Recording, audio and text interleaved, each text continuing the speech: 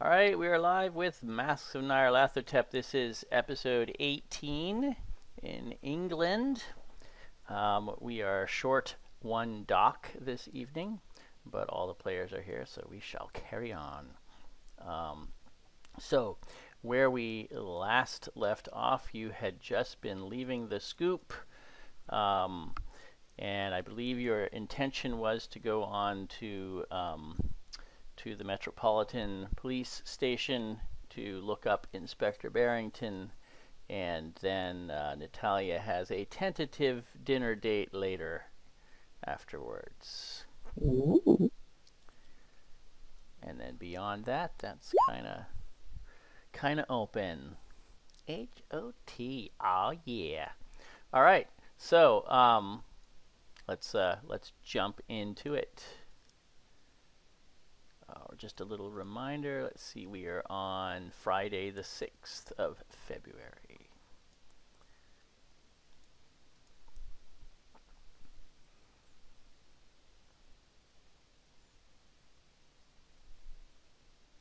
So, it is fairly nice out today, not raining. Crazy.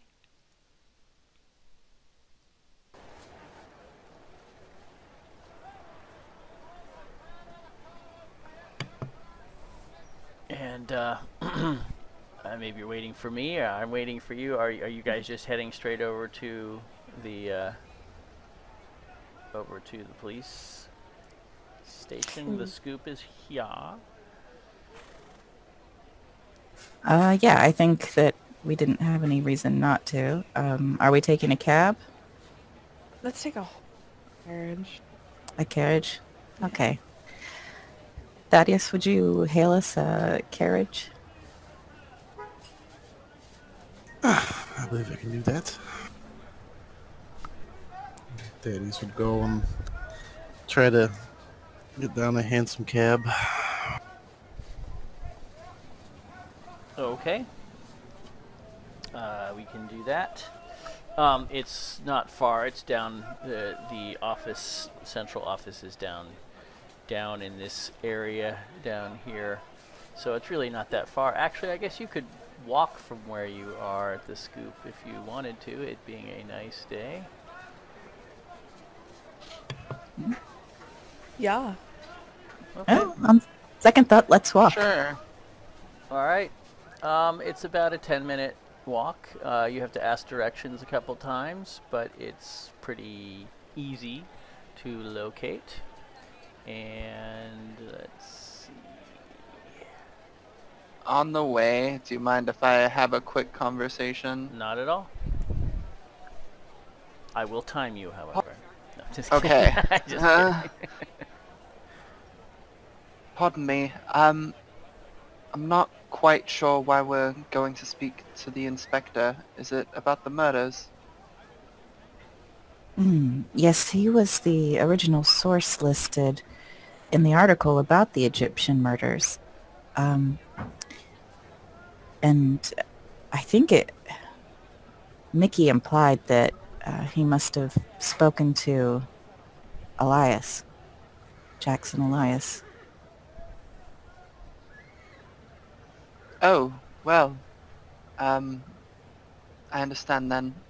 Was he connected to all of the murder investigations or just the most recent?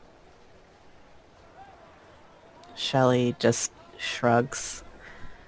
I don't know, but he might know about this other attack as well, with Mr. Tilesman attacking Mr. Gavigan at the Diamondback Club.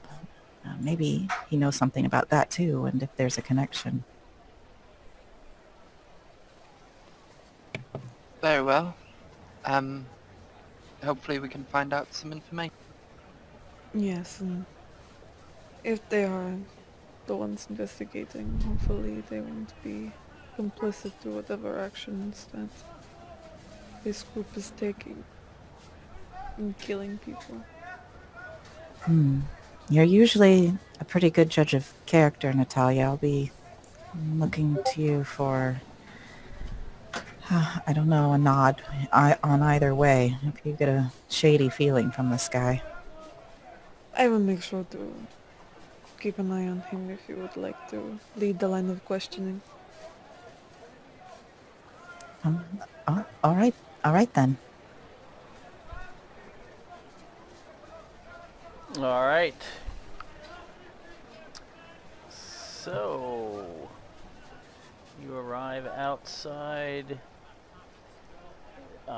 the what's commonly known as New Scotland Yard. It's the local municipal police station.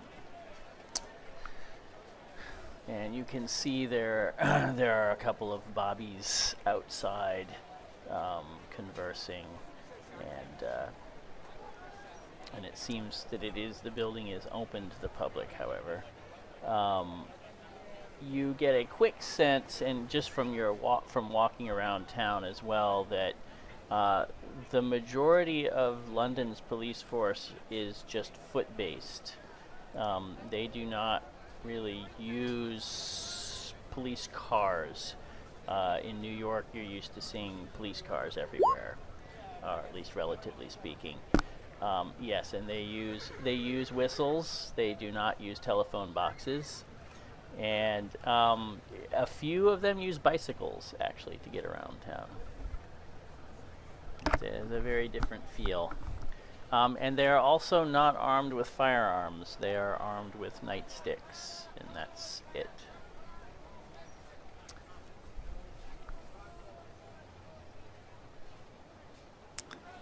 So I suppose they'll head through the main entrance and look for a desk, a person at a desk that looks like they're there to answer questions. Yes, there's definitely an officer meant to greet people when you walk in, and he asks, how can I help you people? Get inside. Mr. Thaddeus Pepin and company here to see Inspector Barrington.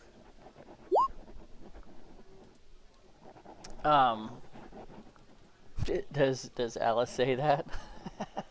Or are you? No. No. That was Shelley. Just comment. Oh. No, he really did say you people. He says, is the inspector expecting you? Oh, well, I thought he was. It's perhaps, Mr. Pepin, did your secretary, did she say that you had gotten a response? Well, she certainly did. There must be some type of confusion. He says, no, I'm just asking. He said, so I take it you're Mr. Pepin. That I am the one and the same. He says, then I will tell you, then I'll tell him that you're here. Just, and he calls over a junior officer and says, go and tell Inspector Barrington that his guest, Mr. Pepin, has arrived. And he just nods. And he says, I'm sure he'll be along any moment. Please take a seat. Thank you.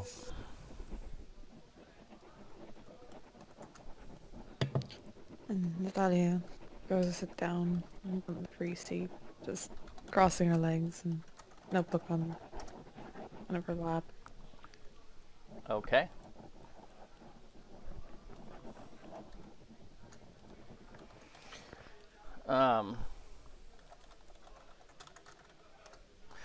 And after a few moments, or a few minutes rather, a gentleman does arrive and comes to the desk after taking a quick look around, and he says, he kind of announces to you, you're not the only people that are sitting in the waiting area.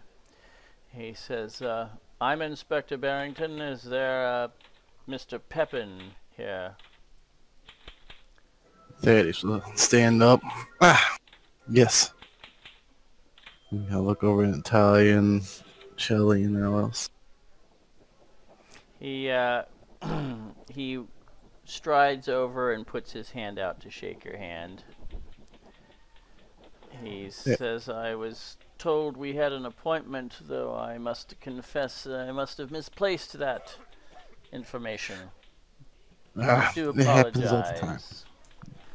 No worries, it happens quite a bit. Well, why don't you come back and we'll find out what this meeting was all about. And he motions you to go on ahead. Daddy should look over at the Natalia, Shelly, and Al. After you. Inspector looks surprised to see three women stand up and kind of go, but he looks intrigued. Natalia will nod her head as she passes Inspector Barrington. Nice to meet you, Inspector. The pleasure is all mine, I assure you. He just kind of nods. I would like you all to either make an appearance check or another introductory kind of skill. You can use your credit rating if you want to appear reputable. Use my power? No, it's kidding. Power if you're trying to look, oddball. Thaddeus, nice. You look very wealthy, sir. Yes, I do my best. Oh, poor Shelly. Oh, damn, Alice. Alice. Nice. Extreme Alice. All right. So he seems, duly impressed with your carriage as you go by, and leads you back. And on the way, he apologizes that he may have to gather a couple of extra chairs. He wasn't expecting so large a coterie to join him today.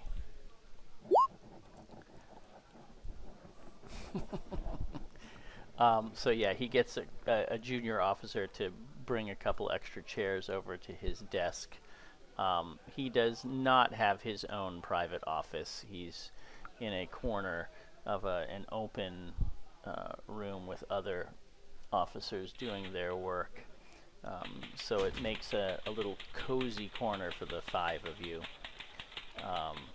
And of course he he helps to seat the ladies along with the junior officer and Thaddeus all proper and so on. And then he takes a seat. Is the junior officer still in the room? He's dismissed. No, he leaves. And it's, I mean, he is still in the room, but it's a very large room. This is not a private room.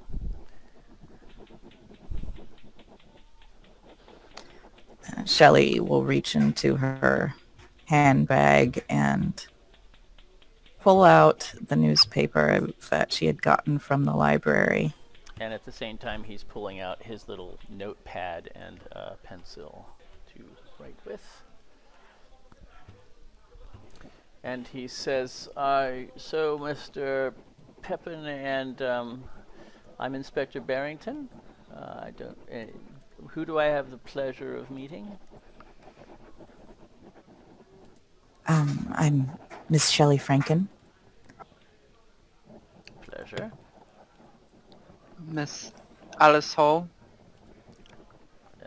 Pleasure, madam, or mademoiselle.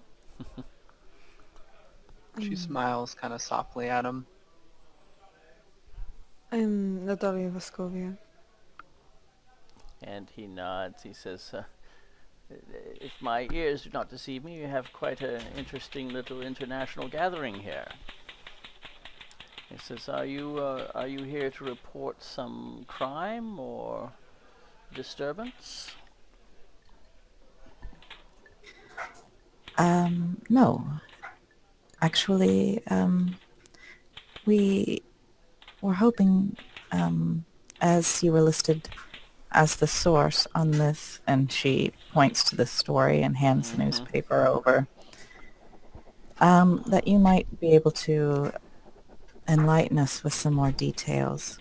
You can see as he takes the paper and glances at the heading, the newspaper name, the scoop, you can see he kind of makes a small frown.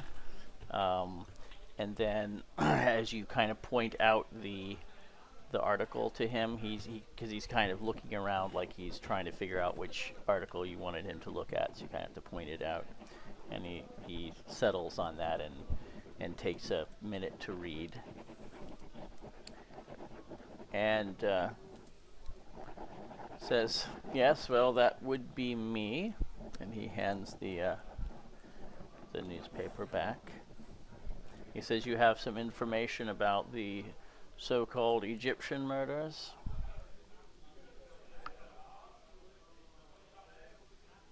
That I should be aware of? Well, not exactly. We know that Jackson Elias was the person who was in charge of this story, and she kind of looks over at Natalia. He was murdered in America, and Mr. Elias, yes, he was that African gentleman from America, was he not? Shelley just nods. Yes, he stopped by to have words with me once a couple of months ago, I recall. So you say he's dead now. That's a shame. Did he die in London? I've not heard from him since our little visit. No, he was murdered in America. We had reason to believe that it may have been related to these stories he was investigating, these Egyptian murders, but it seems that no one seems to know the details. I went to the scoop and weren't able to get specific names of the people that were killed, for instance. So, hold on. He's jotting a couple notes down. He says, you say that Mr. Elias was murdered in America, but you think it had something to do with the murders that are happening here in London. What makes you think that, may I ask?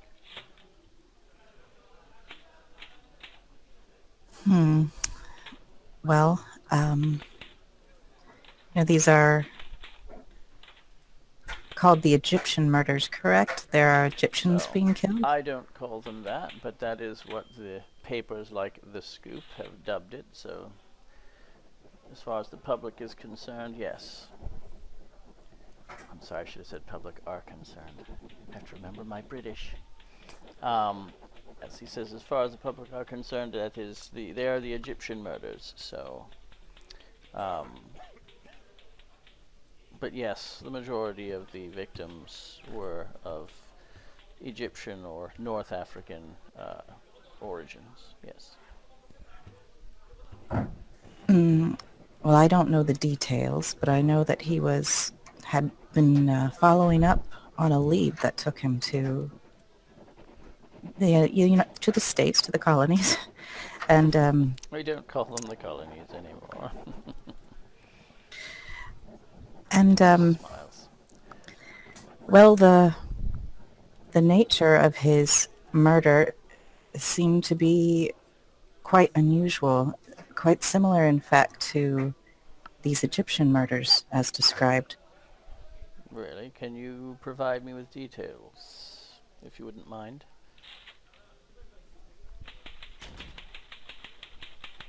Well, he was... Go ahead, Natalia. If you do not mind, Shelley, I can let you continue. It is fine. No, please. You're more intimately familiar with the details than I. Natalia takes a A deep breath. Just address it down slightly, straightening it before looking to Inspector Barrington. He's just looking at you, studying you while you speak. These so-called Egyptian murders, as they have been dubbed by the sensational papers here, they have at least have seemed to take on some sort of ritualistic killing, same methods. Am I correct? Could you describe the method of Mr. Elias's demise for me? Mr. Elias's demise. Perhaps there is a similarity, but I'd like to hear it from you. Well, Mr. Elias was unfortunately fairly brutalized before he expired. How so? He- Could you be more specific? Inspector, I am about to, but he was gutted and his entrails were strewn about. He had a symbol carved into his forehead. I see. Yes. And you believe this bears some similarity to the murders that have been occurring here over the last 3 years? I'm not sure of how these people were murdered here, but I'm assuming it was at least once a month, maybe around similar time. Every 28 days or so. Yeah, yes. He's making some notes while you speak. Natalia, you can make a psychology check for me, please.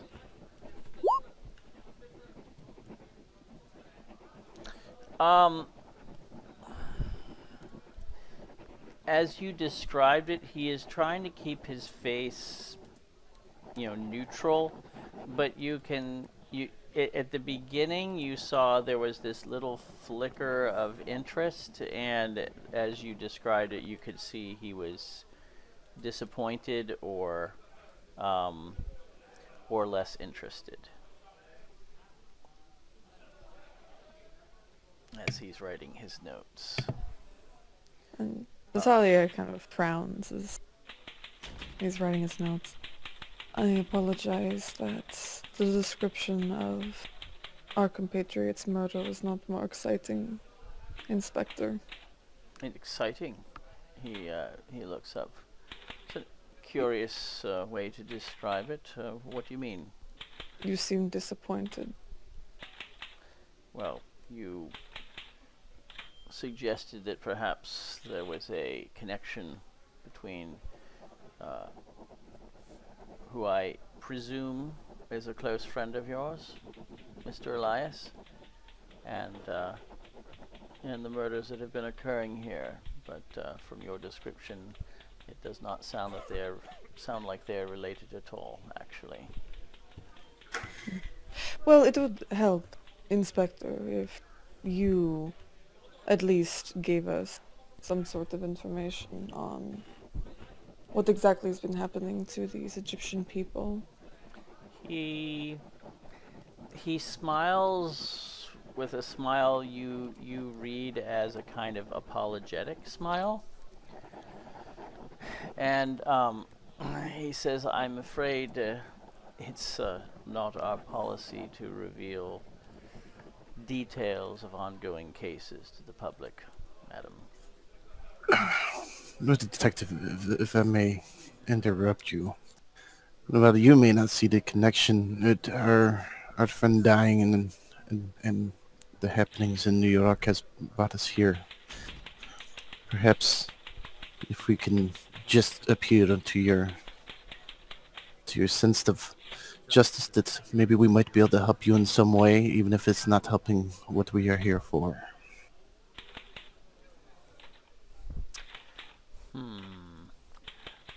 I will let you attempt a check, charm roll for that. All Just right. to gauge how appealing you came across there. Charm. No, you don't have a bad charm at all. Yeah, he says, "While I do appreciate your offer of assistance, I'm not exactly sure what sort of assistance you might render. Do you have something specific in mind? If you have information that you believe will help me with my investigation, I'm happy to hear you out and follow up on any leads that might reveal." Do you happen to have anyone on your force that speaks Arabic? I'm quite sure we do, yes. And they've done a thorough questioning of the victims' families? Yes, of course. I see.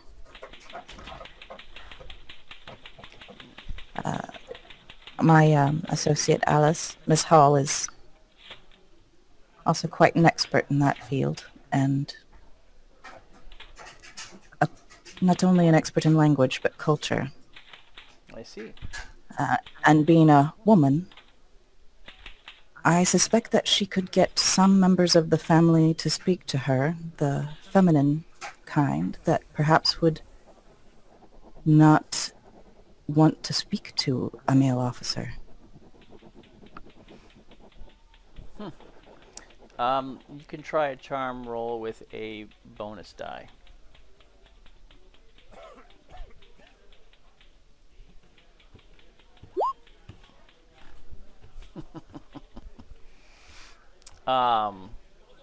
You can see that his curiosity is piqued, certainly.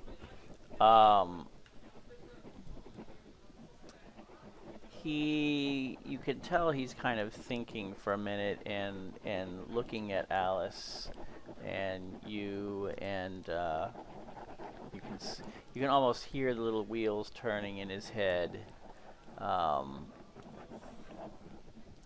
He says, "That is an interesting proposition." He says, "I will confess we've had some difficulty getting the native population, if you will, and at least they're native in their little part of town." He says, "had difficulty in getting them to tell us much of anything, to be quite honest."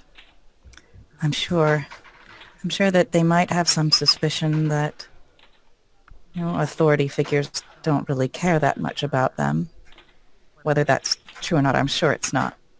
But maybe someone in an unofficial capacity could actually be more persuasive. You do have a point there, ma'am.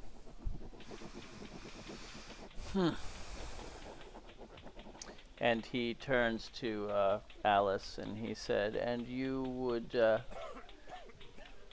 be a willing test subject in this experiment, miss?" I would.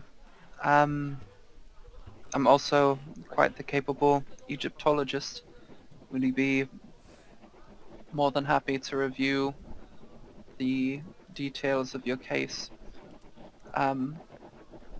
To look for any corresponding cultural notes that your officers may have missed.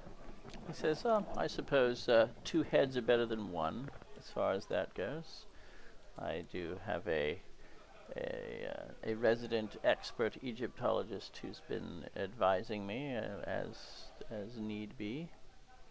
But I suppose it wouldn't hurt to have your opinions as well." Who is your consulting expert? Mr. Gavigan over at the Penhew Foundation. I'm sure you've heard of him in your line of work. I'm quite familiar. I know him very well, in fact. But I wouldn't think that he had the time to consult with officers so often. He seems the busy sort. Oh, he is a busy man, but he's always made time for me when I've had questions or sought his opinion. Oh, Mr. Gavigan. Isn't he the one, and Shelley turns to look at Alice, that you were saying had been attacked so viciously a couple years ago? Yes, that is the one. So unfortunate. He says, and what's this? Oh, I'm sure you know about it. Something about a man attacking him in a club. He had been the man who attacked him had been in charge of some sort of Sudanese memorial, and his wife had died in a fire. And Yes. Of course, I recall that. Oh yes, that was Edward, wasn't it? Bloody unlucky business, that. Poor fellow. I was just asking Alice the other day, whatever happened to that man who attacked Mr. Gavigan? And did you hear that? Was he prosecuted? Well, as in a manner of speaking, yes. He was quite out of his mind and was remanded to an institution. He's one might call it a gentle prison, where he's being cared for. Oh, so he is still under lock and key then? Well, yes, he's not allowed out. He's quite mad, you see. Oh, good. I shouldn't like to think that there was a madman on the loose. Oh, no. We couldn't have a man like him running about, causing problems, as I'm sure he's got his confused reasons for what he does, but he is a danger to the public. It is a shame to see a decent man like that taken by such terrible losses. It does cause some men to lose a sense of reality. Indeed. Tragedy can. Yes, indeed. The poor man lost his family. In any case, I'm sorry, why were we discussing this man again? Oh, just mentioning his name had brought it to mind, Oh, yes, and you of being a course. police officer got the wheels spinning. Yes, I'm right. sorry. Well, I didn't handle the case Got us quite off. personally, but yes, I do remember it at the time. It's a damn shame. But, Shame indeed. I didn't realize we had a soft prison like that here well, in London. I use the term loosely. It's an asylum. His estate is paying for it. And what's the name? Mr. Tilesman, if I recall. Of the asylum? Oh, the asylum. Well, I'd have to look that up, I'm afraid, if it's of interest to you. Yes. Personal interest as a citizen of London, yes. Well, it would be a matter of public record. There's no reason I can't tell that to you. I would just have to go and I'm sure Dickie remembers which one it was. He handled the prosecution.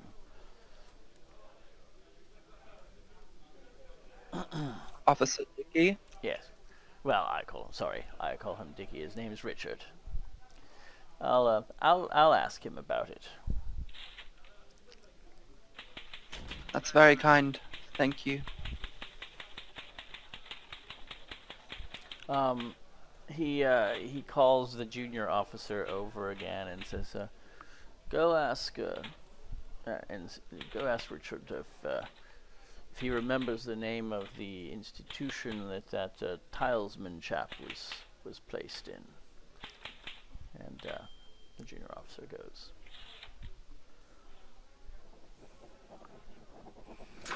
Well, your justice system certainly seems a bit more caring for its citizens than our American one does. And we of course have asylums, but more often than not, you know, you commit the crime, you're thrown in jail regardless of your mental state.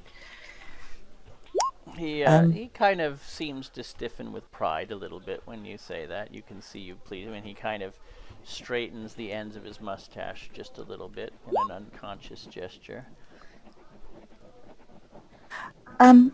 So, back to our original topic, do you happen to have the names or addresses of the victims' families for Miss Hall? He says, well, I think if we're going to try this little off-the-books experiment, and you do understand this must be off the books, he says this is somewhat irregular. And he says quite honestly, if this investigation had not been going on for 3 years, I would turn down your offer, but at this point, I'm afraid I must accept. He says, I'll start you with one address and see how that goes. And can I review the case file? The details, case at least? I'm afraid that's a bit outside the boundaries, yeah. All I can tell you, well, I'll have to choose someone for you, someone appropriate, and I'll provide you with enough detail that you can ask some meaningful questions. But I'm afraid I have to limit the information to only what is needed. I do hope you understand. I do. My family is nobility, minor nobility, but I am familiar with the proceedings and the rules that you have to adhere to, and I thank you for your cooperation. He said, I was not aware. Forgive me, Alice, you said your name was? Alice Hall. Miss Hall. Then he actually stands and kind of does a little head bow for a moment. And he says, it's a pleasure to meet you, Miss Hall. You as well, Inspector. But please, there's no need for such formality. He says, well, that's good, because I suppose it's a little late for that, isn't it? And he sits down again.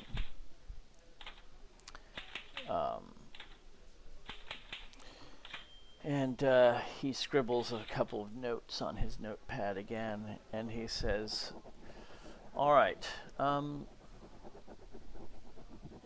He says, was there anything else, or perhaps you can come back tomorrow morning and I'll have more information for you.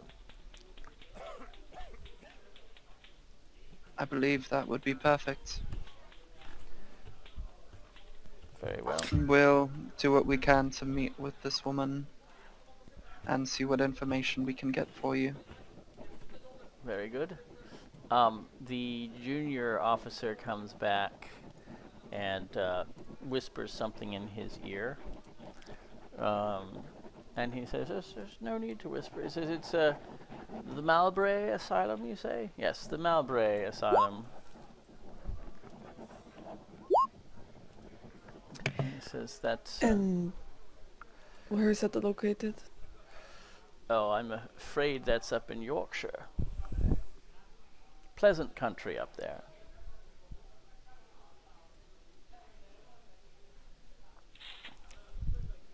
That is interesting.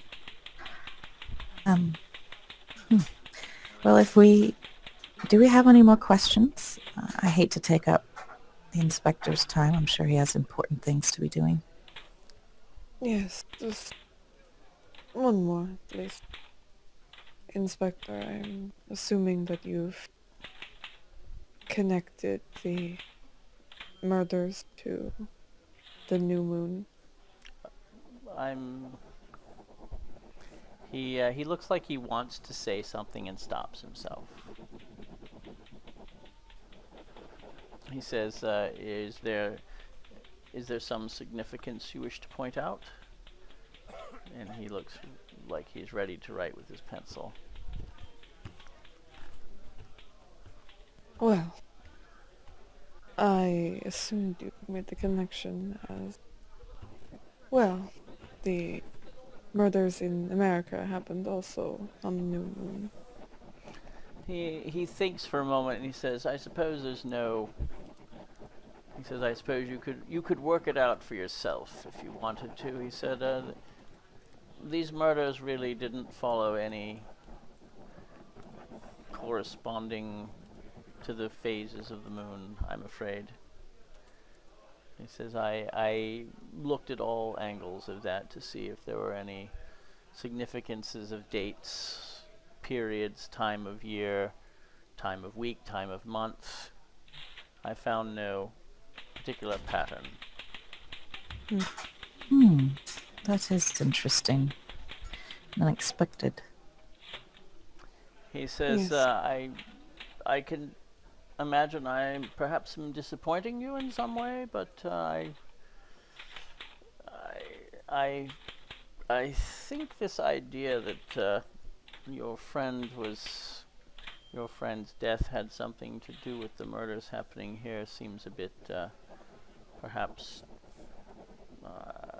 a stretch. You're probably correct, Inspector. I think we're seeing connections and things that aren't there. Natalia gave a bit of a wry smile. Anyone else?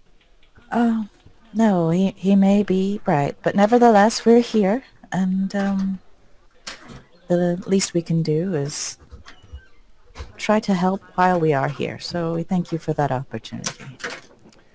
He says, the Crown is always grateful for offers of help. He says,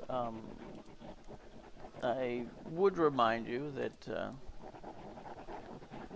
we do have professionals for this sort of work.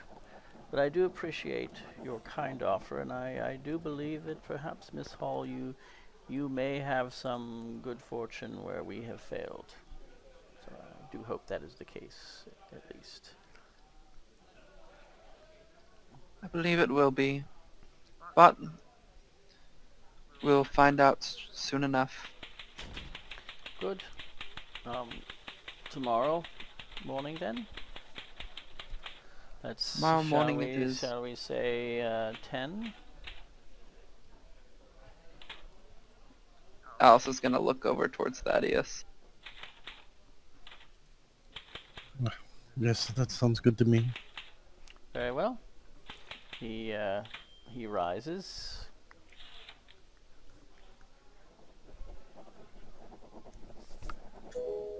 They had to stand up as well. Yeah, Shelley will stand up. All right. And he makes a motion like he's going to walk you back out.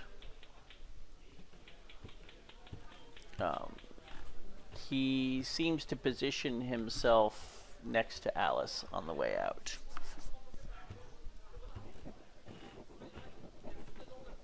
I walk with him. Yeah, Natalia kind of glances over Alice. Gives her a little bit of a smile as she kind of walks.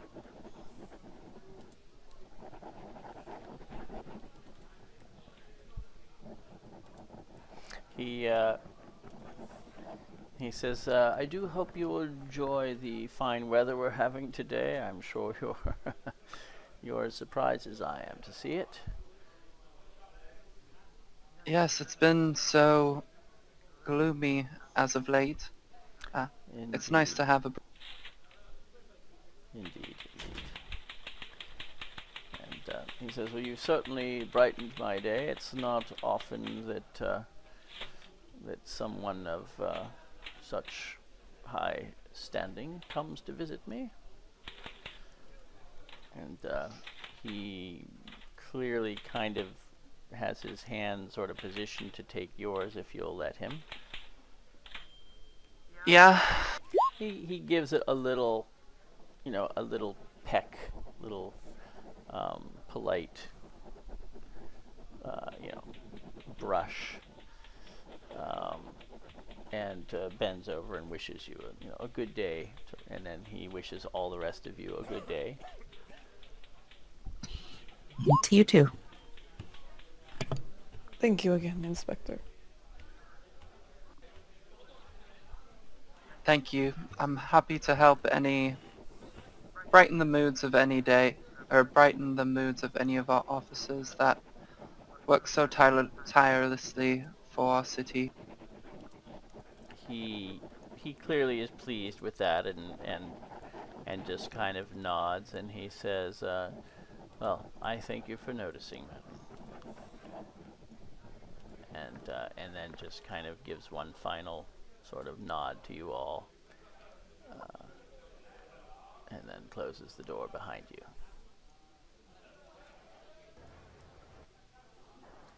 Well, that was, I don't know, maybe not as enlightening as it could have been, but not a loss.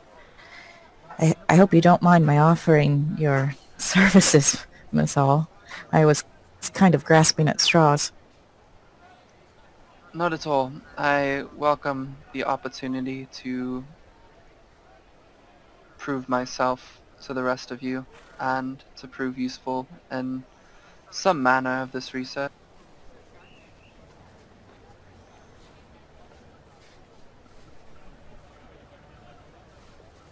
So what time is it now?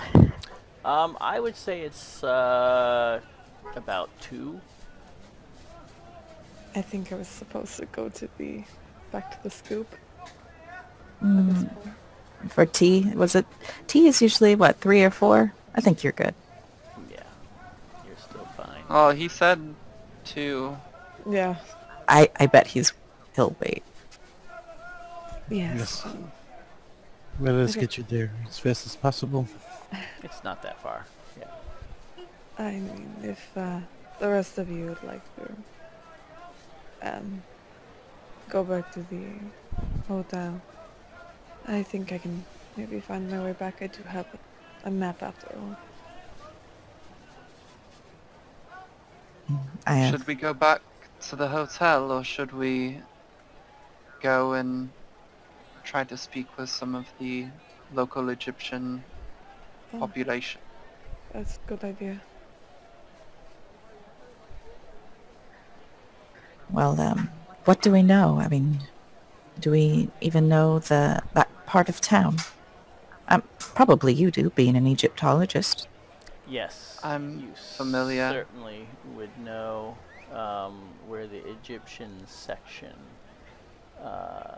is. And Inspector Barrington gave me like the note, like the little notes that he jotted down, right? No. Those were for himself. He has not given you anything yet.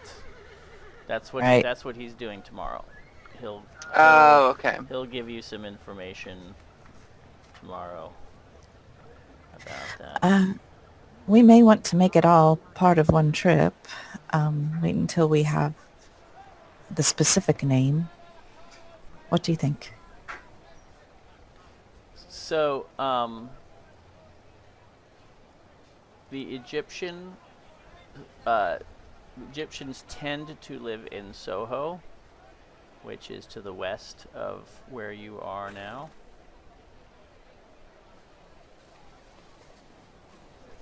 See there?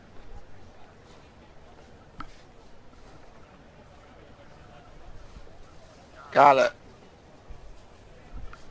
Personally, I'd like to have Natalia with us if we're going to spend any length of time there. She has a way of knowing, when people are being sincere, when they're hiding things. I think she just seems to have a gift for it. Natalia seems a bit flushed. It's not a gift really, but thank you, Shelley. I've studied people for a number of years. It's but thank you. Well, talent or skill, it is what it is, and it's valuable. And when you do have your tea, please don't.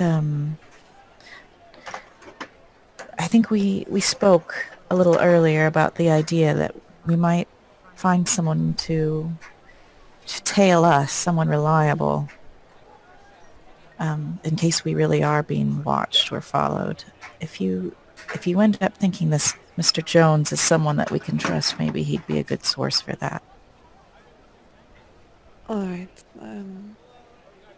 I'll gauge him if he's trustworthy enough. I have a feeling he is. But after tea, we'll see.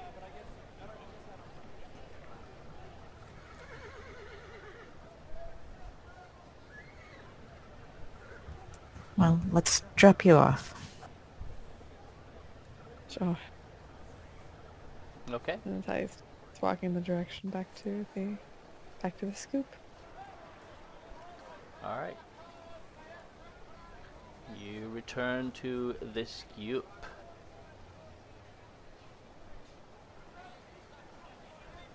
And Talia, I guess, knocks on the door, poking her head in, seeing if Alan's there. Yeah, he's there. Yeah, my thought was, as far as splitting the group, if you are up for it, Natalia, we can just do that as a side conversation another time before the next session.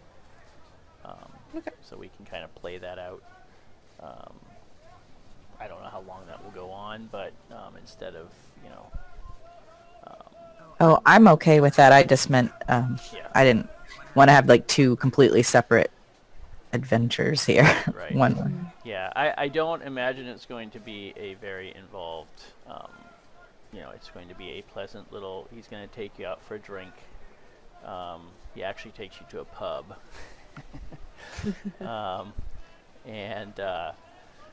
So,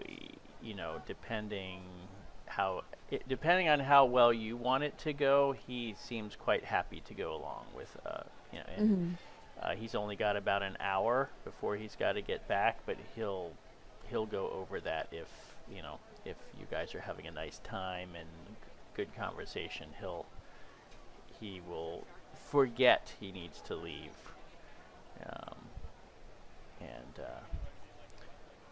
So yeah, we can kind of work out how that all plays out.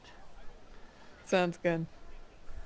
If you want, though, I think the thing you wanted to know as a group maybe is whether you can convince him to sort of help you with your... Yeah, to tail us. Yeah. So, yeah, I'll let you attempt a charm roll with a bonus die. Because he does like you. Clearly. Oh. Oh my gosh. I have no charm. Yeah, you're not the most charming. She's very blunt. He kind of avoids that and said, it makes excuses. He doesn't really have time to do something like that. Although he'd be happy to spend more time with you and maybe see if, keep an eye open to see if anybody's like watching, if you're worried. Yeah. That's acceptable. And he kind of, he kind of hints that maybe, he's very busy right now, but maybe, in a few days we'll see how his workload goes. He might be able to help you out a little bit here or there. Okay. Gotcha.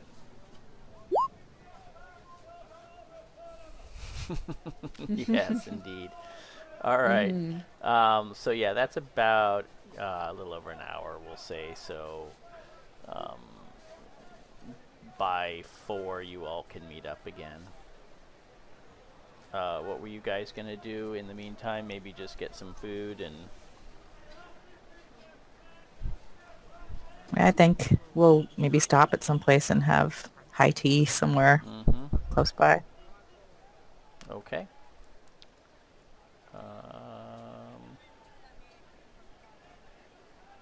Sure. Easily done. And then you can all join up again. And so where to now?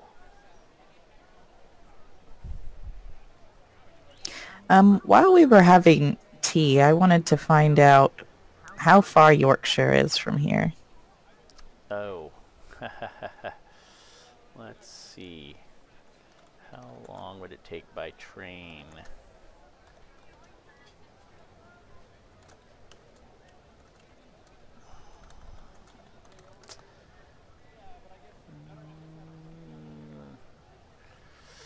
It's probably, well, modern trains that, so I would say, let's call it, it's like a 4-hour train ride. Okay. So that's To York, maybe a day between or London two. and York, yeah.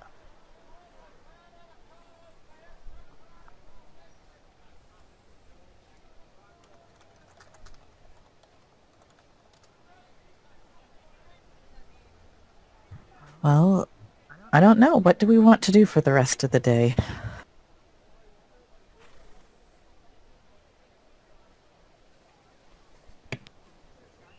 I could perhaps do some more research.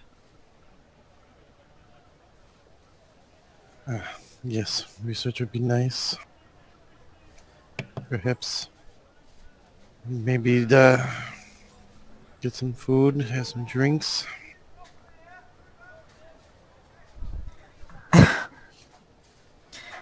Well, all right then. And then tomorrow maybe we'll have some more information to go on. I think that will be very well. Mr. Pepin, I was wondering if I could ask you a question. Feel free. I'm still not entirely sure if I'm an official and part of this investigation quite yet, but in order to help set the three of you at least on your way and give you as much information as possible, I was wondering how willing you would be to help in the acquisition of some scrolls that speak of the Black Pharaoh.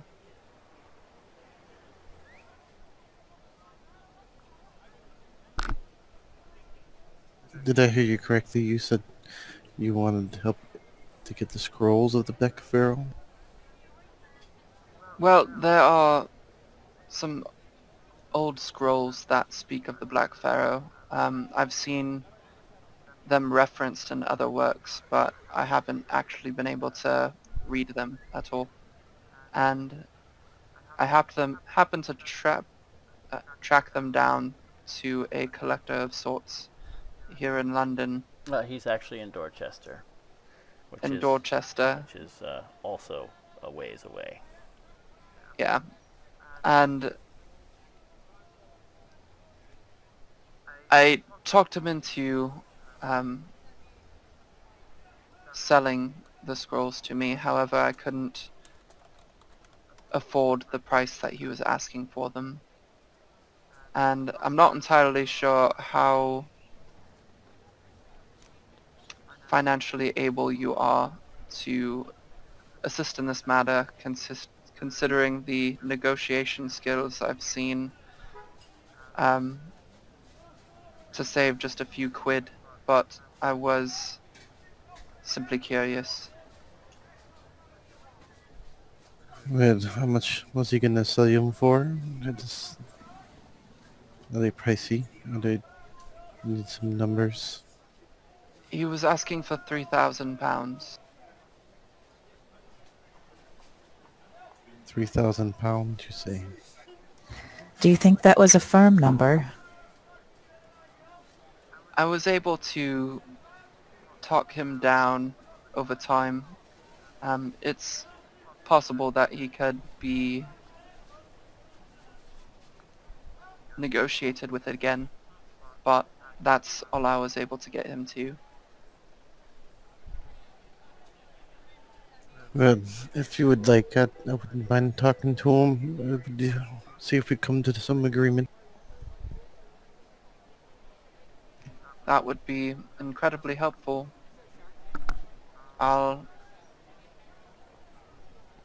see if I can potentially put together a meeting. Yes. Just keep me appraised and we'll set something up. Thank you. I'm assuming at this point that Natalia's back with the group, or... Oh yeah, definitely. Yeah, she's gonna get a smile on her face. It's usually not there very often. Maybe a little bit day drunk. After going to the pub. Well, I mean, we do have those books too.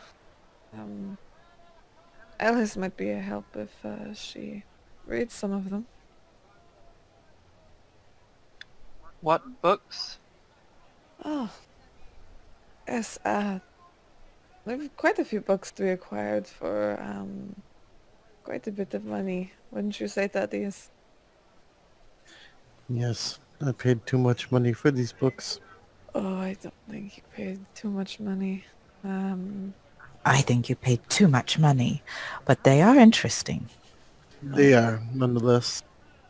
They have given some good insights into our investigation. That's for sure. We have some what is the word? Narcotic manuscripts. At least that is the one I'm working on. What are the two that you're working on? I read the stones, Oh, the which was amongst quite Stones. amongst the stones. That one was quite short. I'm sure that you could skim through it in no time, Miss Hall. But Life as a God, that one was... I'm still working my way through it, to be honest.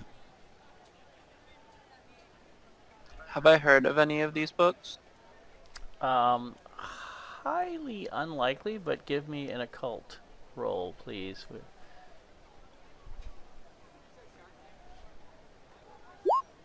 No, you've definitely not heard of any of those.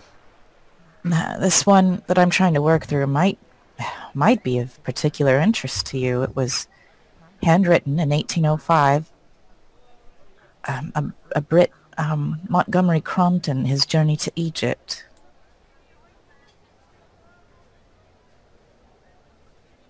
I would absolutely be happy to look through these books and give you any insights that I have on them.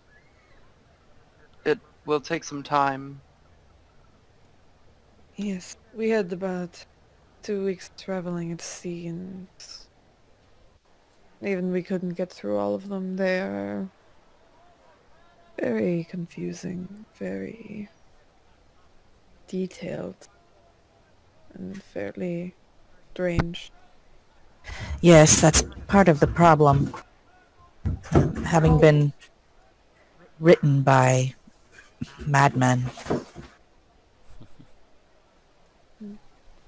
Were they mad? Why? I would argue, but they seem to talk about things that are very much more either unknown or more mythology in this world, things that they've experienced in different times. There's one that I have been reading talks about mm, the fall of what they call Elder Ones. Um, I need to go through my notes to figure out exactly everything that I've read so far, but there's a lot of kind of jumbled ideas and different cities that they describe that aren't on the map, that kind of thing. Um, there's also one that we found, this one, in Peru, actually. Um, the Confessions of Gaspar Figueroa. We have a little synopsis that was actually written by someone we found. Mostly talking about the man's time after visiting the pyramid that we went to. What happened to his friends, what happened to him, that kind of thing. It's pretty jarring read. This was the pyramid in Peru. Yes. I would be happy to take a look and compare them with the notes that I have already. See what I can glean. You've read the notes that I provided, yes?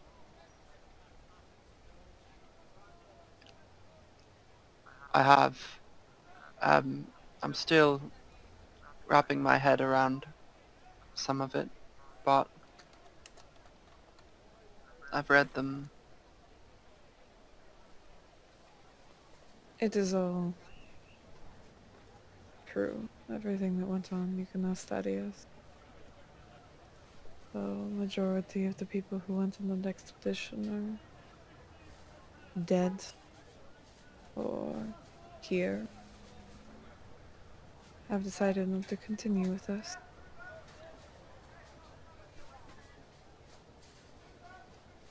I believe you,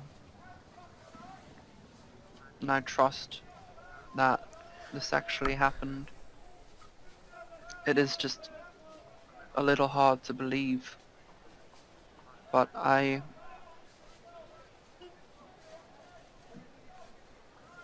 believe you. Thank you. I understand the believability is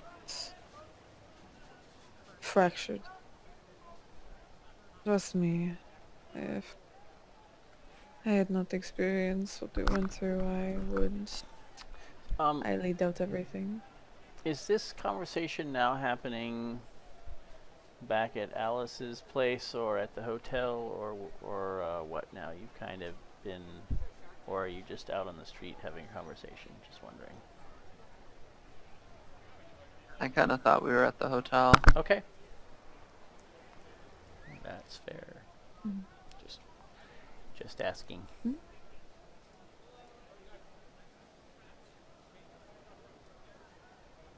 But Thaddeus, you're working on one of the books in Latin, isn't that right? Ah, yes. I have come through lots of it. It's quite interesting. It's basically about a sorcerer from long ago. It's pretty good to read.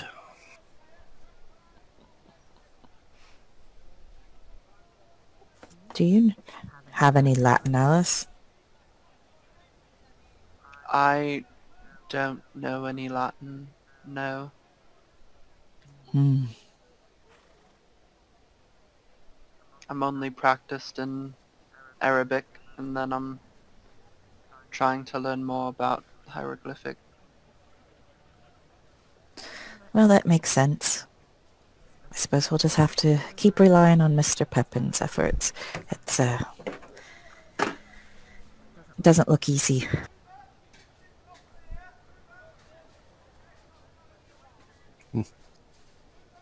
Nah, it's not that hard. It just takes a lot of study.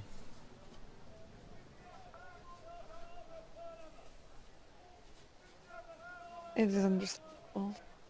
When something is not your first language, it takes quite a while to grasp. Even the most basic things.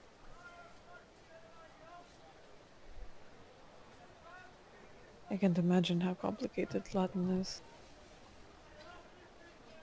Yeah, it's really no different than other languages. Like, for instance, there's also Arabic and French and all this other stuff. It's just trying to piece together a puzzle so it makes sense. Well, anyway, you're welcome to take a look at mine at any time.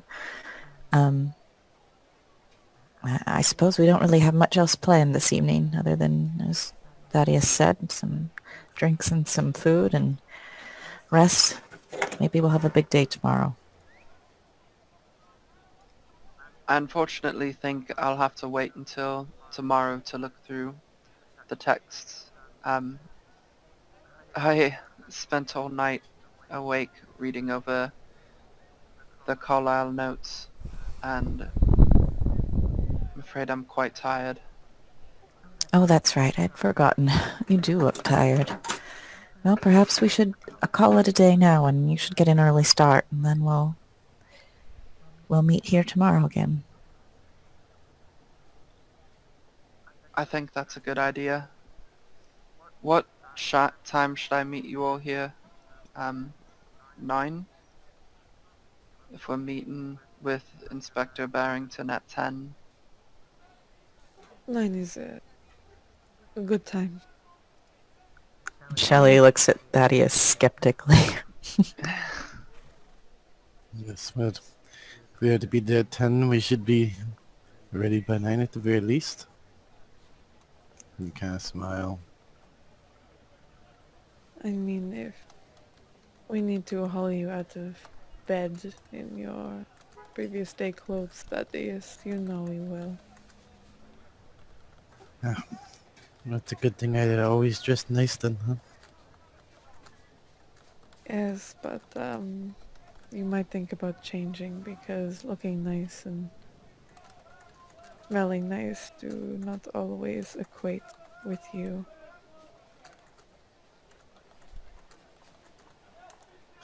Well, then I should have washed up tonight and then be ready for tomorrow.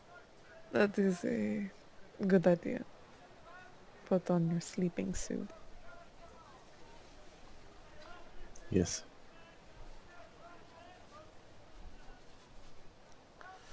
Okay. So it sounds like Alice is going home, and the three of you are kind of going to just spend some time studying, reading? Yeah. Okay. At some point, Shelley's going to try to take Natalia aside and grill her about the date. Of course. All right. Well, I'll consider you to have advanced your reading a little more than you would normally, since you're spending some time devoted to that. So I have you on a schedule on the next date when you will discover something new in your books. So I'll just move that date up. Because I'm assuming you're devoting, a little bit of time here and there to looking for on a regular basis. Okay. So let us pass the evening then, and we'll fast forward to tomorrow morning.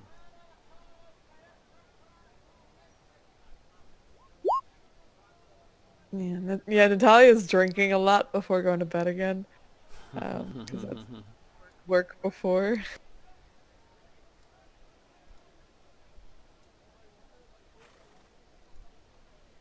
And it's raining today.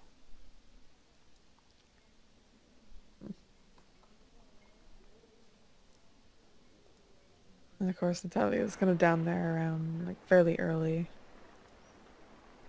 8:30. Looking a little bit tired, a little bit hungover.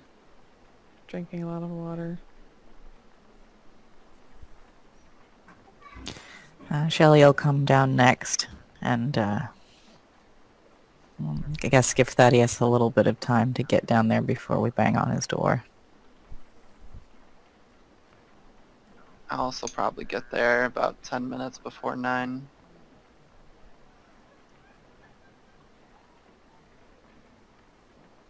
Did you get sleep last night, Alice? Yes, I got quite a lot of sleep.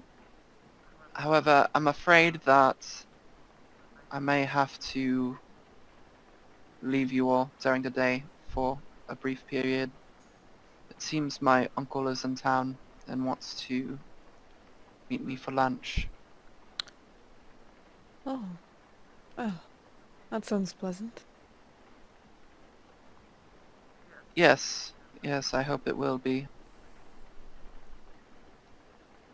Well, we'll make sure not to do too much without you. She kinda smiles slightly. That would be much appreciated, especially in regards to the Egyptian murders investigation. And you are the key piece to that part of the investigation, so we cannot do it without you.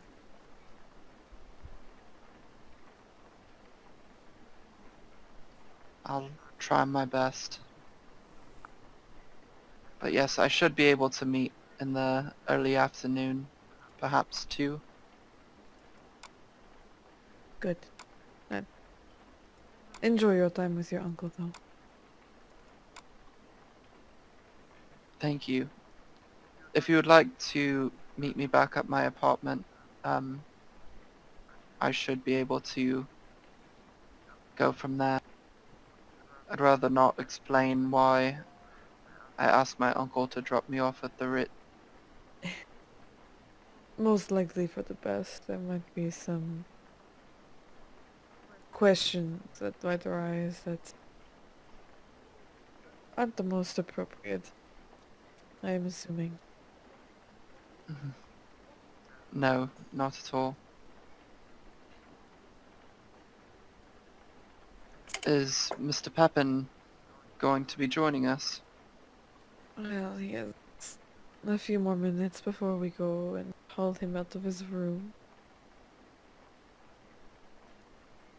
Do you have to do that very often? Only when we have early meetings.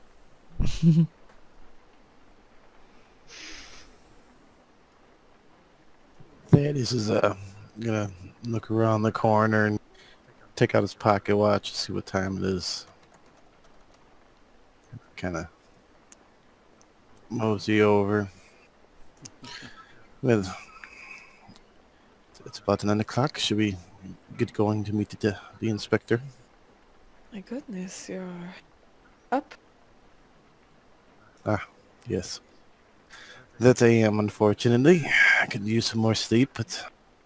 well, he sees Natalia nursing some water, it looks like, to him. He pulls out his flask, hands it to her. Maybe a little nip might make you a little perky.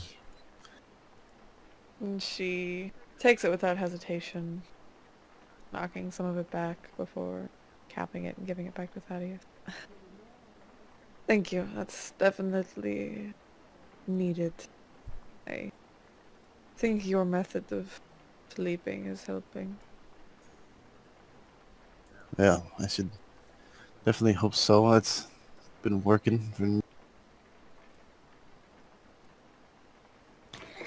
Shelly just shakes her head. Well, are we going to be able to convince you to put anything solid in your stomach this morning before we leave? I'm quite fine with my soup. He'll wink.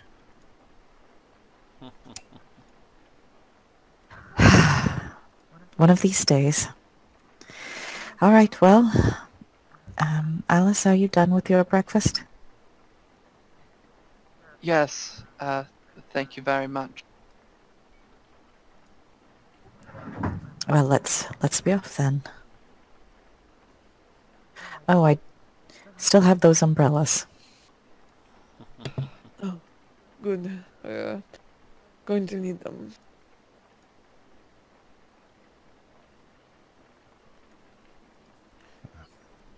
Okay. Let's take a brief break. Okay.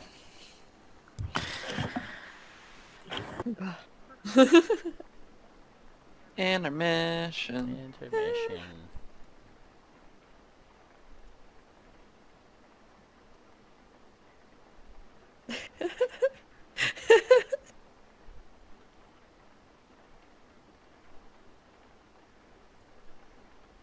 Echo before. That's good. And we are back from our intermission, which to you seems very, very brief. But to us was about 5 minutes. All right, so you are heading over to the police station again. And Barrington is there and seems ready and might even look slightly happy to see you. You're not really sure. He doesn't have an easy face to read. Natalia, you get the sense that that's probably a very well practiced, purposeful thing with him. That he wishes you all a good morning, and he says, I see you've all brought your umbrellas. I assume Miss Hall instructed you. Yes, she has been very helpful on this trip. I do not think I've seen so much rain in my life. He, yes, he says, have a seat again. He picks up some notes, and you can see he's sort of, Natalia, actually, why don't you make a psychology roll for me again? Sure. Since you love to do that so much. Of course. Ah.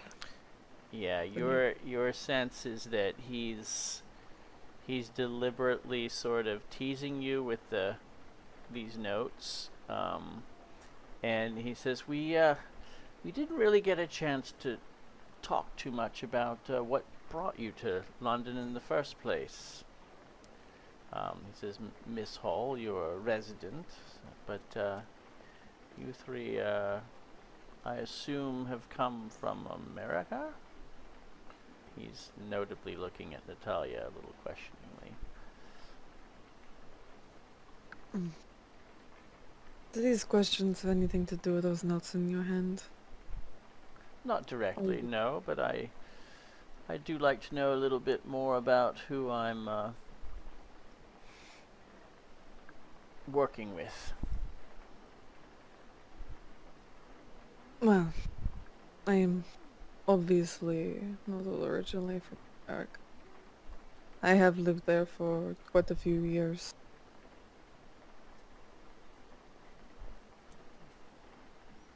I see. Do you want to know more, or is that adequate? I'm happy to learn more if you're willing to share it. He kind of sits on the corner of the desk and kind of lays the notes back down. You notice they're face down. I should look down to them. Look back up at the inspector. Well, I am primarily... Well, I'm from Russia.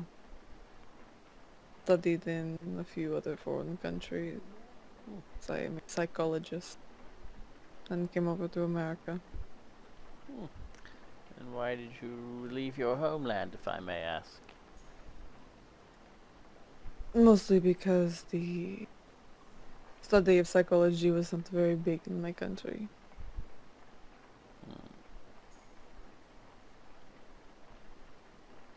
suppose it's not under the Bolsheviks.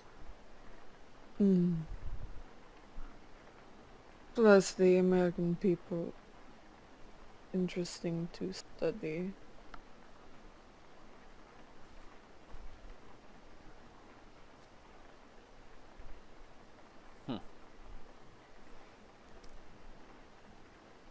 And he kind of eyes the other two of you Americans.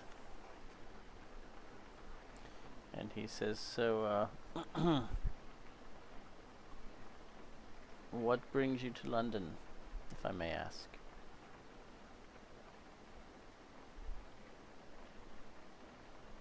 Well, like it was said yesterday, I had a friend who was murdered, and in the midst of looking into it, what happened to him, some trails lead to good old London. Really? So you're here in London to follow up on the murder of your friend, and you say that the trail leads here, which I still find very curious. Yes. Well, it's just more of a stop on the trail. Eventually, we know that it leads elsewhere, but there's stuff here that we must figure out first. I see. Well, or rather I don't see, but I follow you. He kind of forces a smile. Also to follow the trail that he made before he came back to America originally. He was in the midst of writing a book, and well, part of his will was actually to attempt to try and finish it post-mortem. He didn't mention a book to me, but I suppose that's interesting. Well, I do assume that you know he was a fairly well-known author. We didn't really get too far into those specifics, but perhaps he downplayed his reputation. Most likely he did that a lot. Not a poor quality in a fellow. No.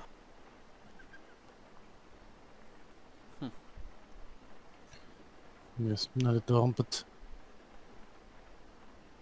so far we'd only been to a few places that we needed to stop by. Penhue Foundation, and that we see that there's murders going on that we figure with the scoop.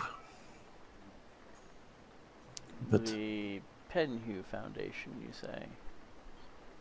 Yes. Well, apparently our friend was investigating something that had to do with the Carlisle expedition, and then Penhue went with them. So Yes, I think it was mostly for his book. yes. I see.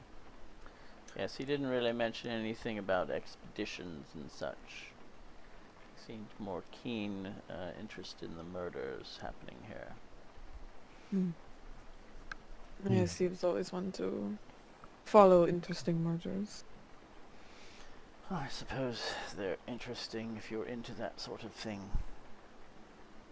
This isn't my line of work, of course. I take a great interest in it, but perhaps it's a bit unhealthy for the public to take an over-eager interest in such macabre matters. But in any case,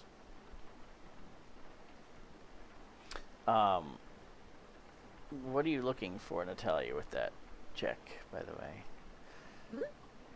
You did a psychology check, or was that from before? You told me to do a psychology Oh, check about the notes.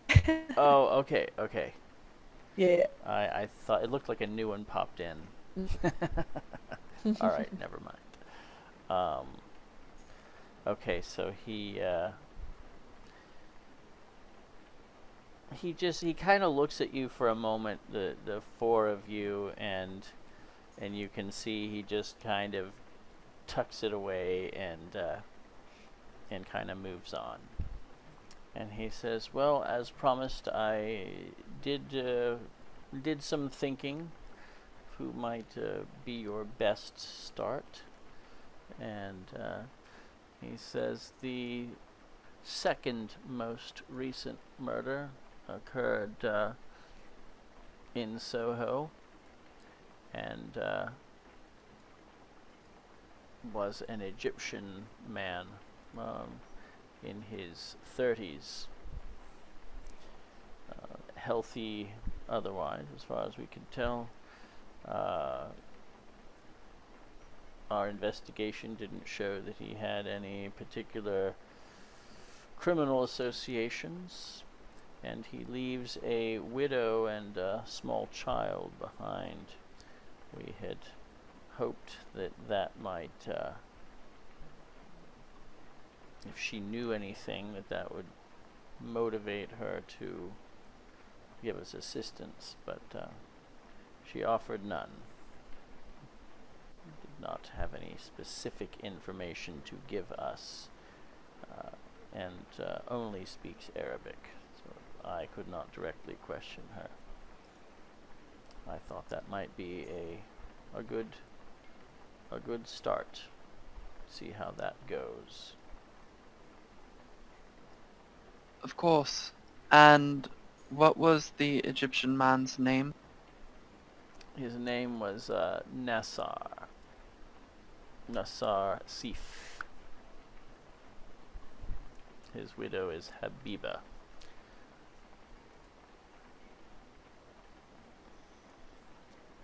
You cut out there? Oh, he says his name is Nassar Sif, and his widow's name is Habiba. And how was he killed?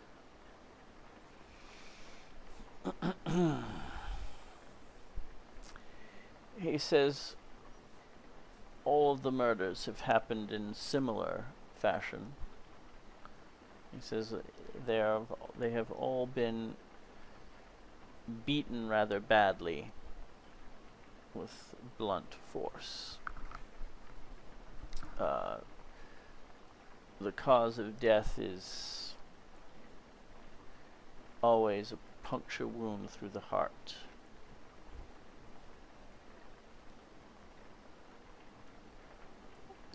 Do you have an address? I do.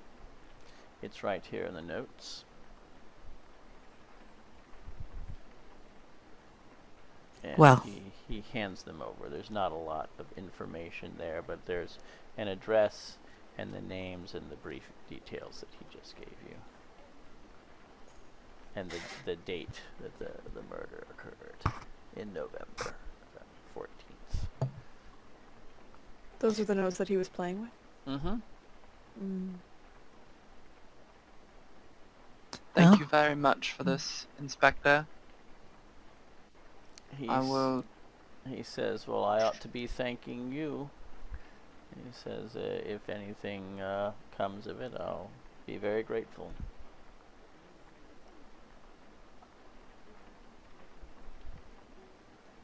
Of course. I'll do my best. I'm sure you will. Well, if And we perhaps- find it... Sorry. I didn't mean to interrupt you, Miss Hall. Please continue. Perhaps if we're able to get some concrete information from Habiba, would you allow me to look over some of the details that you allowed Mr. Gavigan to review, just to give you my own personal opinion? Oh, he says, I don't want to create a false impression. I did not let Mr. Gavigan look over any case notes. He said I posed questions to him and he answered them as best he could, using his expertise. I'm not using him as a direct consultant in the matters of police work. more just as an expert on the Egyptian culture and his specialized knowledge in ancient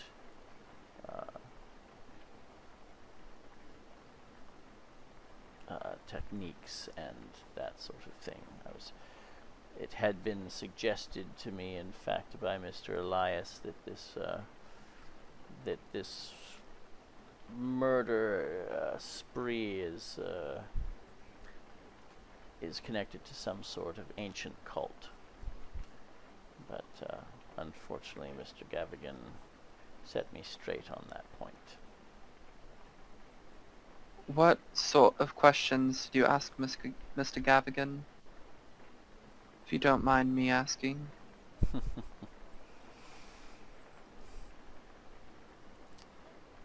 Well, mostly cultural questions to assist me in questioning the local populace. He's been very helpful in that regard, giving me lessons in etiquette and so on. But I did ask a few particulars about the methodology of the murders and his understanding of perhaps if he had any insider information on Arabian underworld activities in London.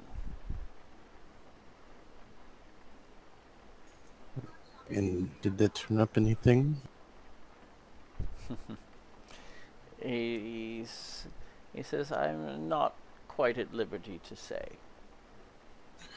But I'm just thinking the underworld, the Arabian underworld, as you put it's connected to the murder. Is there anything that we should be on the lookout for or avoid?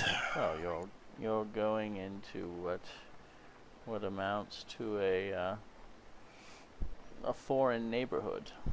I advise you to keep your eyes open at all times.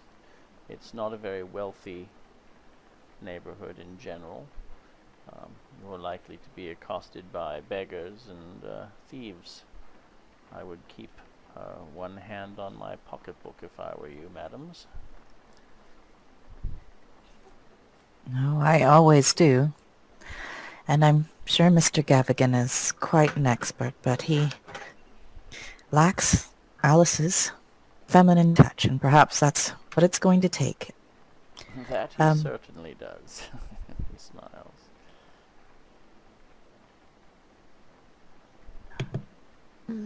You know, Inspector, this is just from my experience and my professional opinion. I do know that Mr. Gavigan may have strayed you off of cult ideas. It does seem fairly out of the box, but I mean, it has been 3 years since these murders have started. Maybe it is time to think outside the box, as I have studied criminal insanity and kind of the hive mentality, that kind of cult worship, these kind of murders, sometimes does correlate.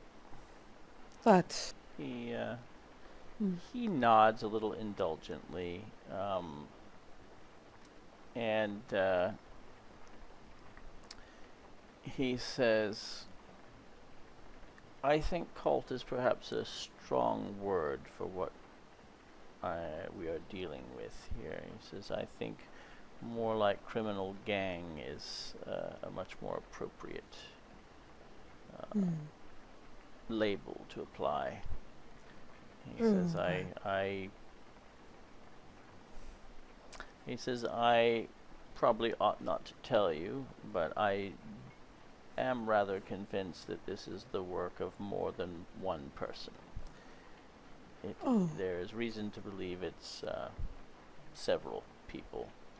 And most likely it is an Egyptian gang of some sort.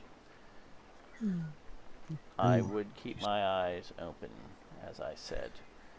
And So, you're not a member of the government, so a gang might not have the same compunction about dealing with outsiders asking questions as they would with someone like myself or a colleague. I don't think it would be fair to send you into that place without giving you some fair warning. And of course, if this gives you pause or second thoughts, I completely understand. You're under no obligation to follow through. so you say it's a gang of individuals, but they killed the people in the same manner, in the same fashion. It's not unusual for a gang to have a recognizable calling card, if you will. It sends a message to those that know. It's it is not at all unusual, the pattern we are seeing here of gang violence. So, in order to send out the card, that these people must be connected of some sort. Do you think? Connected in what way? What are you saying? With some knowledge of the gang, like, that's someone trespassing on their area or anything like that, or some type of struggle. It could be. That's what I'm not certain of, and unfortunately we've not gotten the local populace to cooperate with us. Also not very unusual when it comes to dealing with criminal gang matters. It's much the same in New York.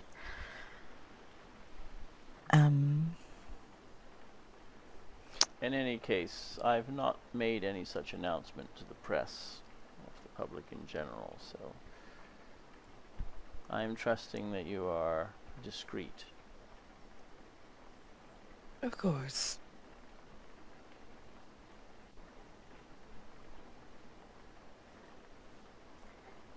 Well, if that's it then, let's hit that area of town in the daylight hours. I certainly don't want to be out after dark. Natalia, one more psychology roll for me, Gotcha. please.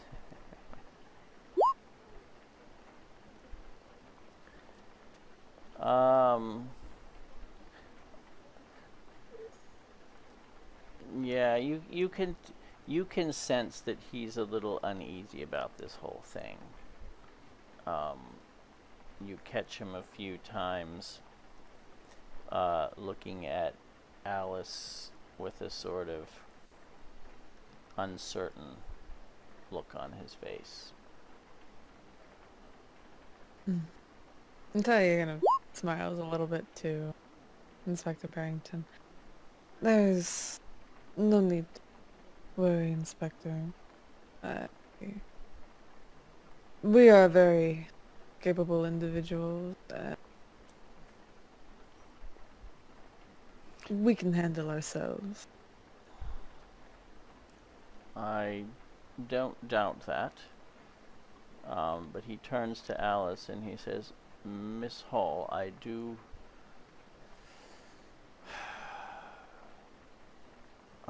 beg you, however, to be safe and take no chances. He says, if you feel that you're in danger at any time, please beg off and let me know. I do not think I could accept having sent you into danger. I don't believe that you will have any difficulties, but you must be the judge of that when you're there. Are you quite certain you want to do this? I am I thank you for your concern, Inspector, but I will have you know my companions, though they may not seem it, are quite capable indeed, and I am willing to place my safety in their hands. But I will continue forward with caution to set your mind at ease.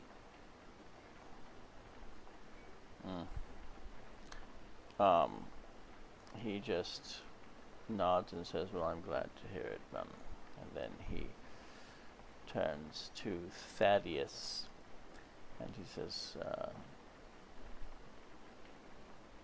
well, best of luck to you then. Yes. Kind of makes eye contact with you, Thaddeus, specifically.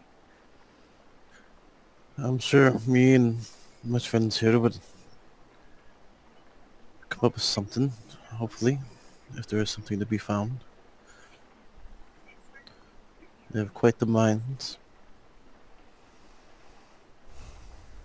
Very well. He says, I'll see you out. And again, gestures to the door.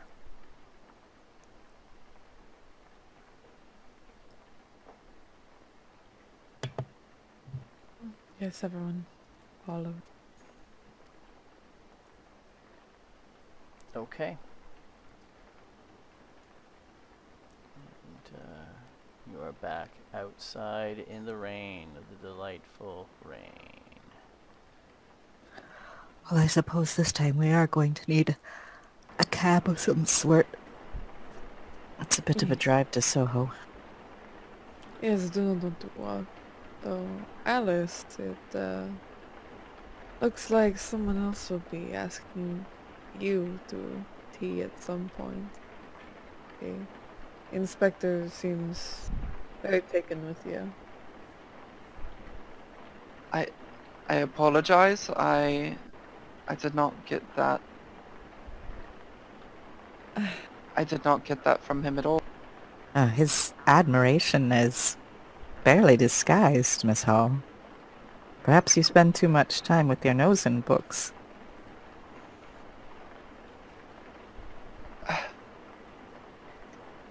Perhaps indeed. But that is where I would like my nose to stay. Thank you very much. Well, when you meet an admirer perhaps a bit more dashing than Inspector Barrington, you might change your mind about that. Well then, I'm sure that if that day ever comes, my uncle as well as you three will be quite pleased. However, for now, I will leave it as it. But speaking of my uncle, I unfortunately have to meet him for lunch.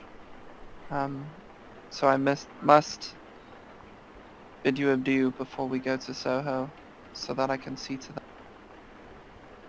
Of course.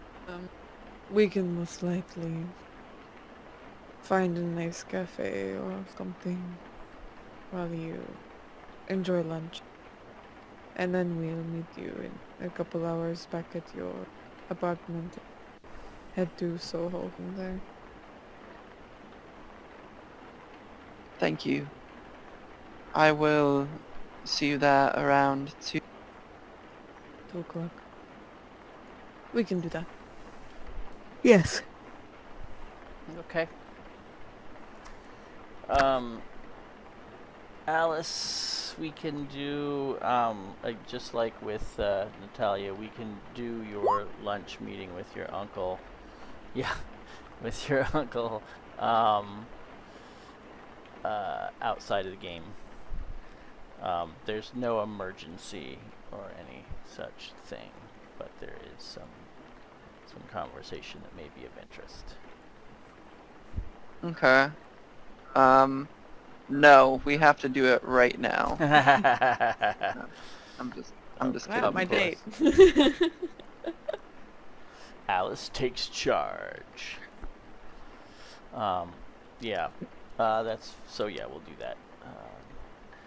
and you guys have a sleepy afternoon lunch with all the rain sounds. Yeah, the rain does tend to suck some of the energy out of you, and makes it easy to just let inertia carry you through the rest of the afternoon. But you can all meet up and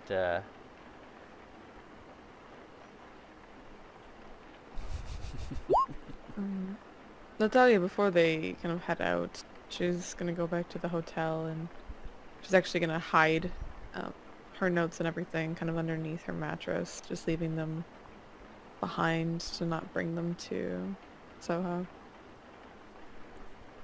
okay. I have no trust. Mm-hmm. All right.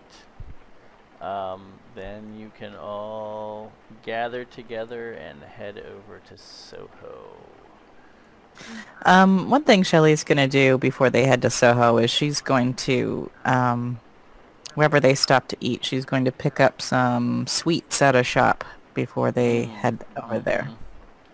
Okay. Nice. That is easily done. It is for bribing the child. Yes, exactly. Usually I don't promote children eating sugar, but in this case, because it's not mine.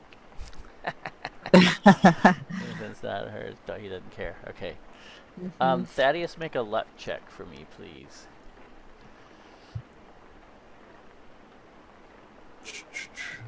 Check. Okay. Alright, you all make it over to Soho. It's a little bit run down and dark. Yeah, Svetlana's eaten. She's stowed away. By the time you get there, all the sweets are gone. She's hiding in the back of the cab.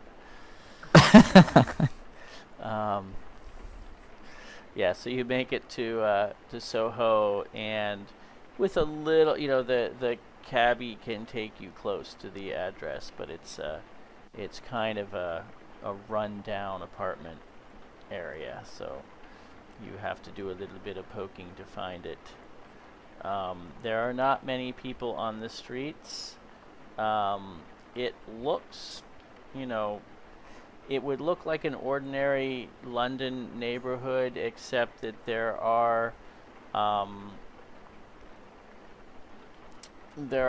a very few minor indications of some sort of Egyptian flavor here or there.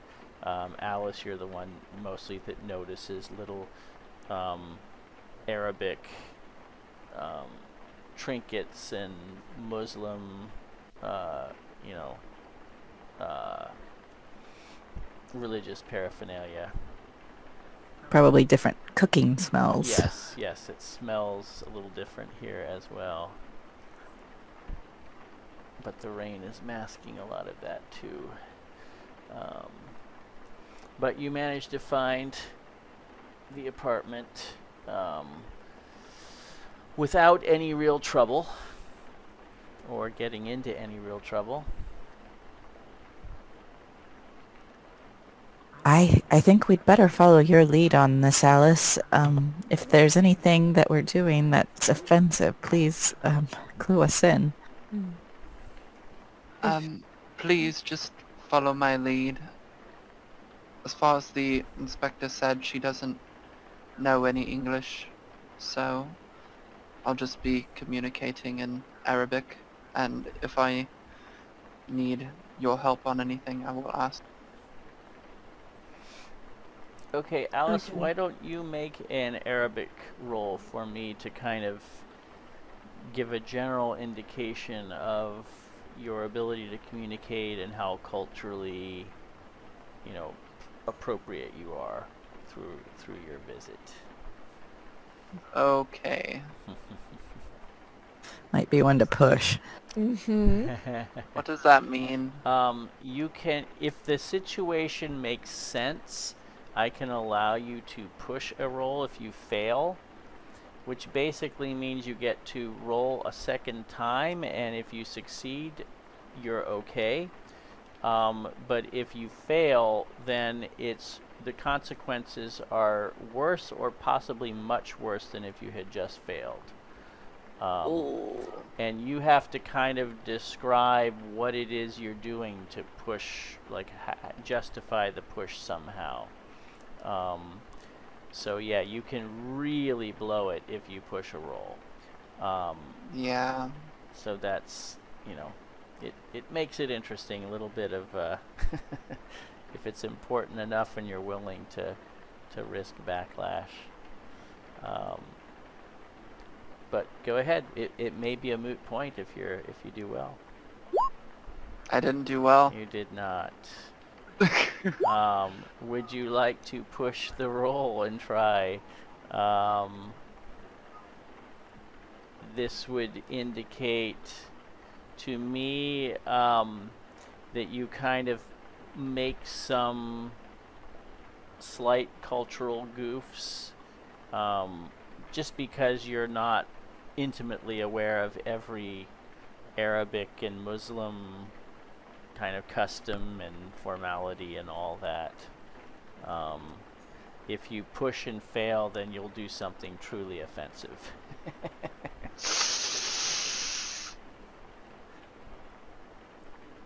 Or you can just generally fail the roll. Is there spending luck? There is, but no, that's too far away. That's 25 points. You can't. Oh, got it. 25 points of luck. You can spend up to 5. We've decided to allow. So if you're close, you can permanently spend luck to push yourself over that threshold. I'm nervous, but I'm gonna try, I guess. Okay. Oh shit! Nice. Oh man! Okay. What? All right. So at some point you'll save the day, and kind of get back in good graces. Okay. So that just gives us an idea of how this, you know, the culture and language thing will play out. So there may be a couple misunderstandings here or there. Okay. So you can knock on the door. A small boy of probably 6 answers the door. And he kind of looks at the 4 of you a little bit wide-eyed and calls for his mom in Arabic. And you can see inside that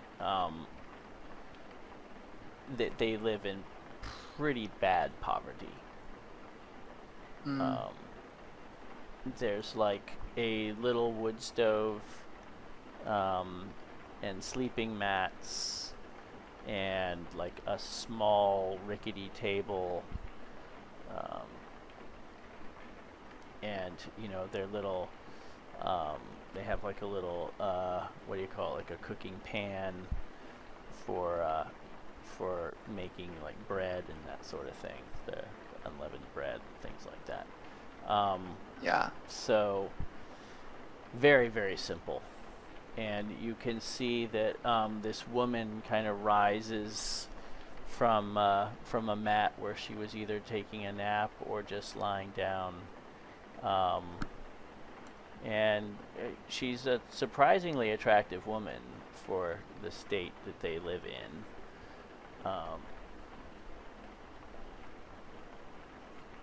But her clothes are quite poorly mended. You can tell, Alice, why don't you make, let's see, make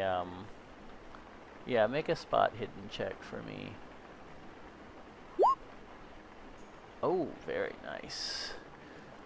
You very quickly kind of take in a lot of the details of her place and her her son. You can tell by the way that she keeps the place that even though they are in extreme poverty, that she takes pride in her appearance and in trying to at least keep the place neat. And the glance that she gives to her son and sort of the way that he goes to her side and her protective hand, you can tell she's extremely protective of him. That clearly the boy is sort of the center of her life, and that you get a very complete picture of this woman struggling, and you know that in Arabic culture, in a culture like this, there's not going to be much she can do to make money.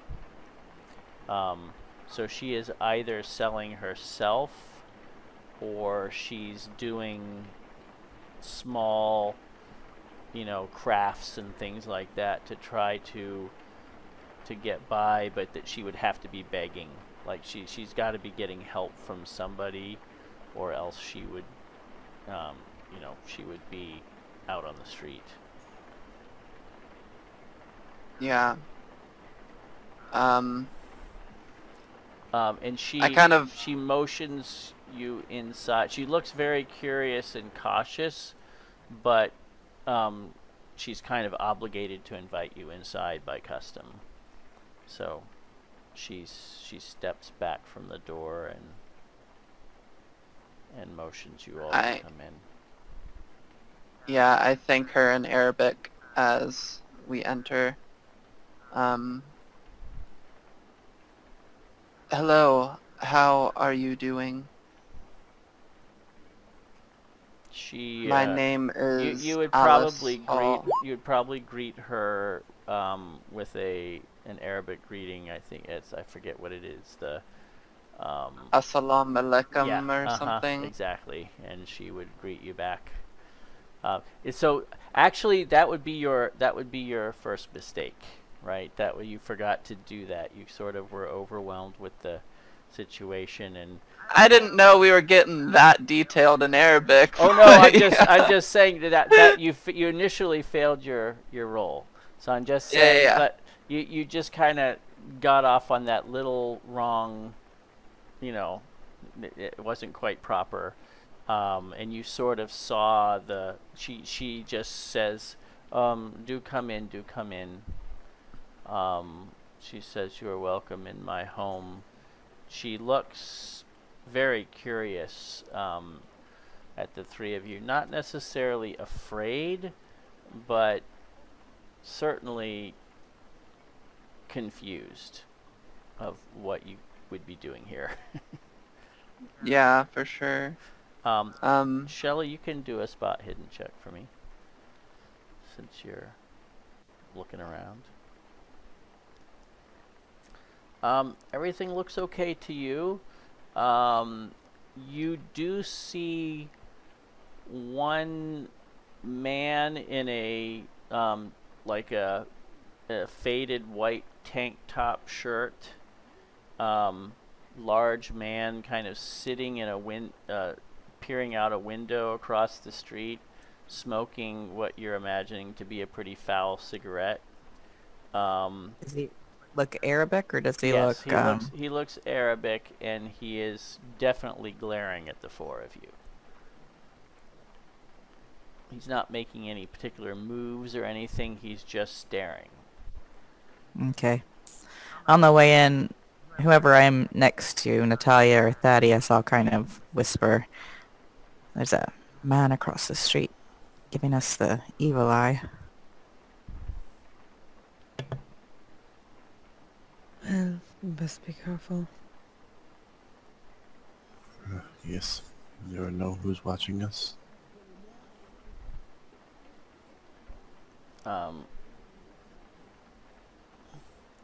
Habiba introduces herself, says, I am Habiba. Hello, I am Alice Hall. What is your son's name? My And son she is... kind of smiles down at him. She says, this is Kafiri.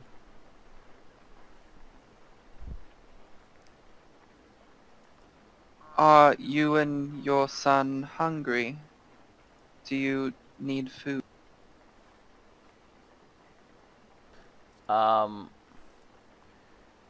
You see her eyes narrow just a little bit when you say that.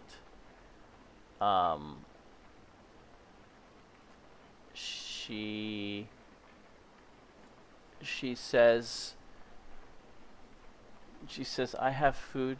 You are hungry? And she says, I will make something for you. And you recognize this as a social thing that she's supposed to do. She's supposed to offer you food when you come into her house. So it is okay. You need to accept it to be polite. Ah, fuck. Okay. So yeah, you can see that she, and you would have enough sense. I mean, you picked up enough sense that you can tell that she's a very proud woman, and for you to refuse would kind of be an affront. Yeah, definitely. Okay. So, she goes, and she actually seems like she's a little relieved that she can busy herself cooking. And so, Kafiri kind of, that leaves him to sort of look at you for curiously. And he says in English, please, seats, please, and kind of points to cushions on the floor. Shelley will have a seat. Oh, you speak very good English. You can tell he didn't quite understand you, but he smiles. He says, seats, please, seats. And Talia takes a pillow and sits down, crossing her legs and putting her hands in her lap, giving a bit of a smile to the child. Alice sits and says thank you in English.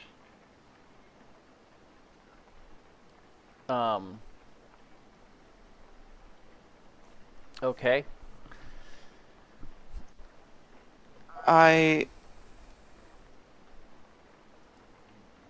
I'm sorry to have recently heard of your husband Nassar.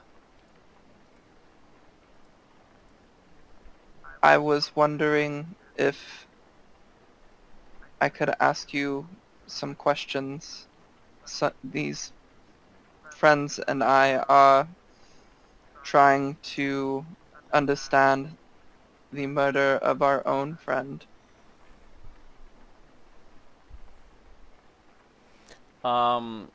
You can see when you mention the murder,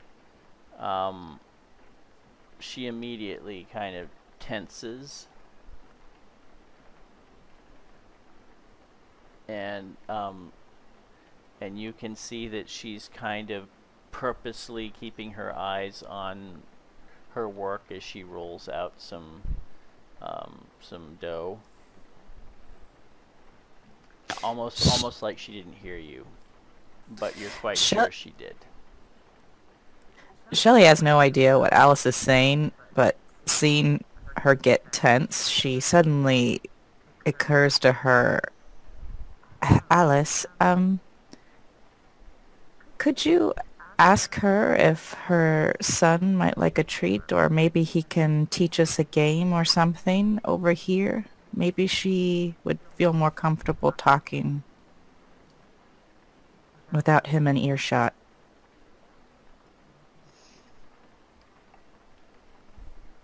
Do you think your son would like to teach my friend Shelley a game.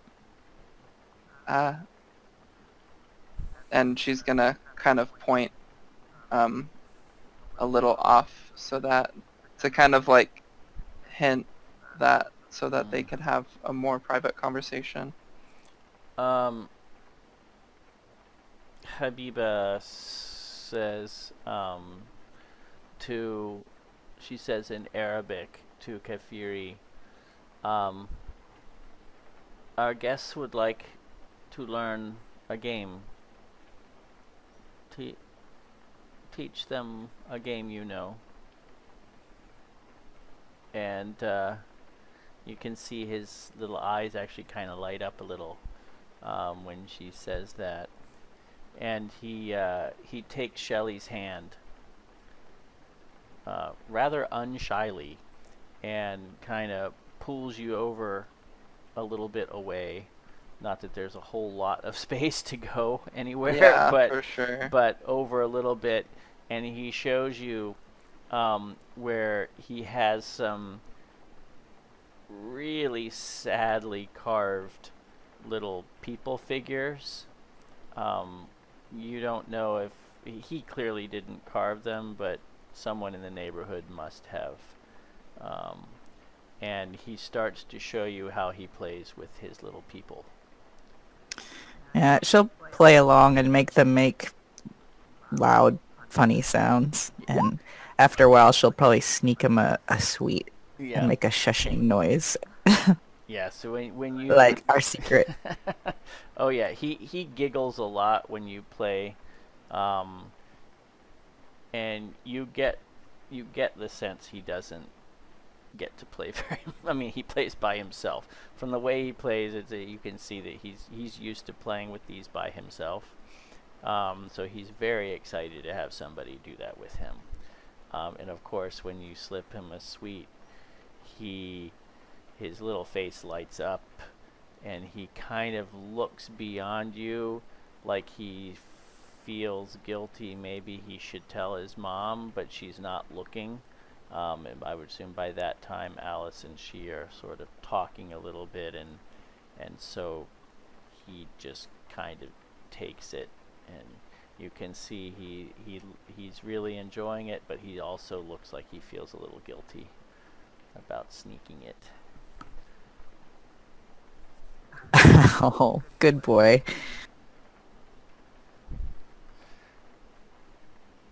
Does he seem to speak in much more English than Sit? Oh, not a lot. No. I mean, you over the course of your little game, I assume the other two of you are sort of just over there with them. Is that Thaddeus and Natalia? Did you sort of come over to half join them at least? Oh yeah. Yeah. Yeah, Thaddeus has to be the horse, because... Oh. Yeah. Kind of, but she's more paying attention to... Right. I figured that. And I would assume Thaddeus is only giving half his attention too. So yeah, he's really much more interested in playing with you, Shelley. Thaddeus doesn't seem to do the horse right, so he gets impatient with that. But yeah, his English is not very good. He knows just a few words, like when you say something and he looks at you like clearly with little blinking eyes. He doesn't really know what you said, and then he'll pick one word out of what you said and kind of repeat it. Got it. Like, oh yes, he's heard that word before. Well, she won't try to ask him anything important then. Yeah. She'll just focus on keeping him distracted. Oh, Natalia's gonna be the horse. And she's just horsing around at this point. Yeah. All right. So back to Alice and Habiba. So you know it would not be improper of you to at least offer to help her, which would also kind of be a little more intimate. Yeah. May I help you cook?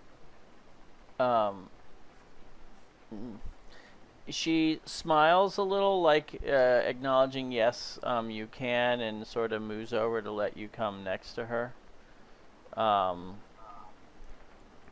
But you can tell from her body language that she is a little, she's not relaxed at this point. She seems kind of on edge. Yeah, I can understand that. Do I recognize, like, what she's making? Yes, yeah.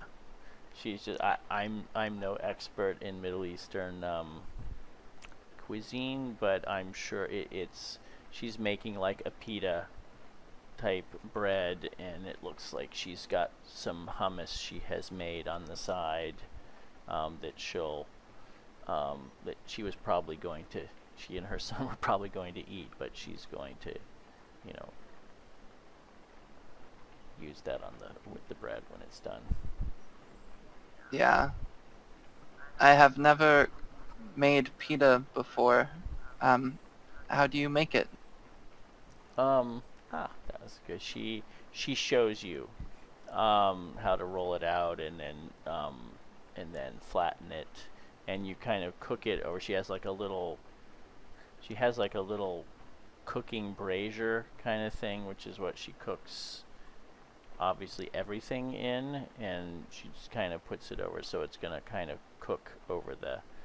So she shows you, and that actually, that whole little thing does seem to kind of calm her down a little bit. Like she gets caught up in doing that and showing you how to do it. That seems to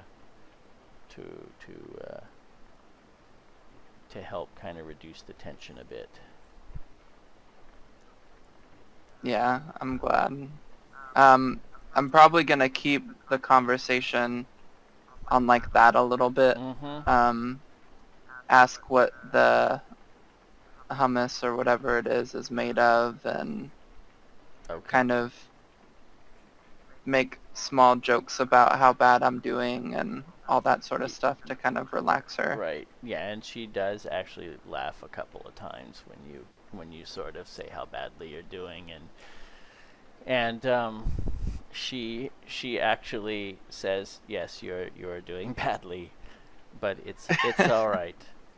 And she explains how she makes the hummus.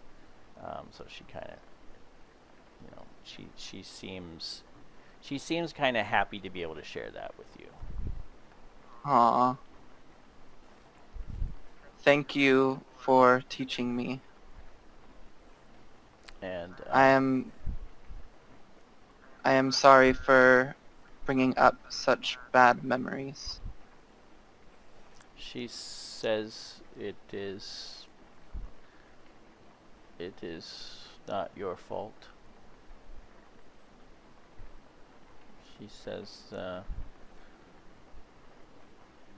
Allah decided to take my husband from me, and now I must do what I must do. There is nothing more to be done.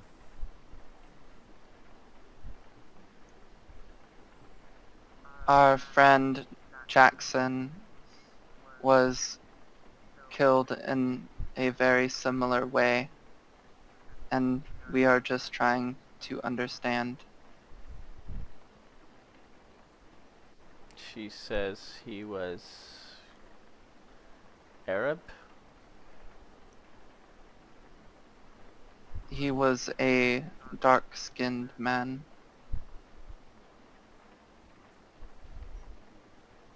But killed in the same way. She looks, you know, genuinely sorry for you and says, I am sorry you have lost your friend. Alice nods. Thank you. There is nothing more to be done than just try to honor his memory and learn more about what happened to him and why. Yes. She says there's little I can do but honor the memory of my husband. He was a good man. He did not deserve the death he received. No, it was a cruel thing. Do you remember that night or that day very well? She starts to try to say it, and her voice kind of comes out more in a whisper, and she just says yes.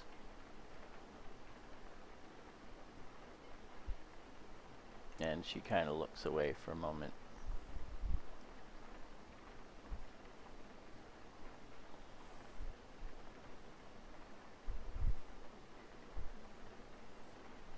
I'm sorry. I do not mean to pry. But do you know anything about who could have done this?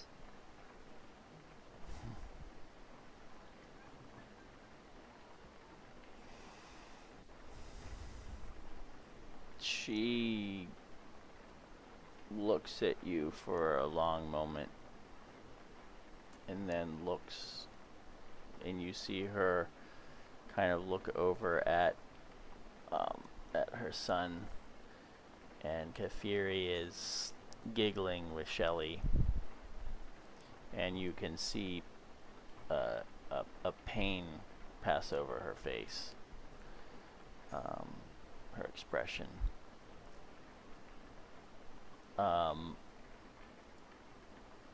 You can attempt a persuade check.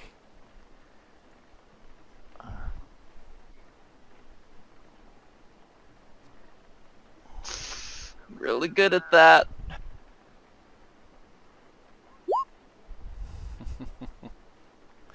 You can push it if you'd like, or you can soft pedal it at the moment. You can see that she says to you, I don't know why he died. But you can tell that she, for a moment, kind of wanted to say something, and that's all she says.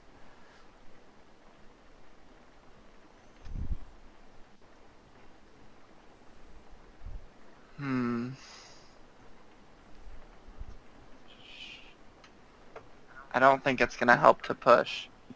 Okay. And I don't want to, like, do even worse damage than is already done. Well, you're not really doing... You can... it's not like... But yeah, you feel like you're sort of on an edge here where the tension... There's definitely... You can feel the tension as she says that. And she just... And then this sort of the moment passes, and she says, the bread is ready. You should call your friends. And she starts busying herself taking the bread out. I'm gonna help her. And kind of in this last moment that we have together, just say,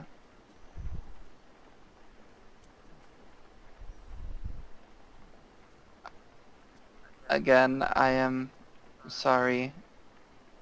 You can trust my friends and I. We only want to help. She looks at you, and you can see a sadness on her face when you say that. And she just sort of... It's sort of a pained smile she gives you, and just says, here, the bread is ready. And she starts... She's gonna... placing it on a little plate for everyone to share.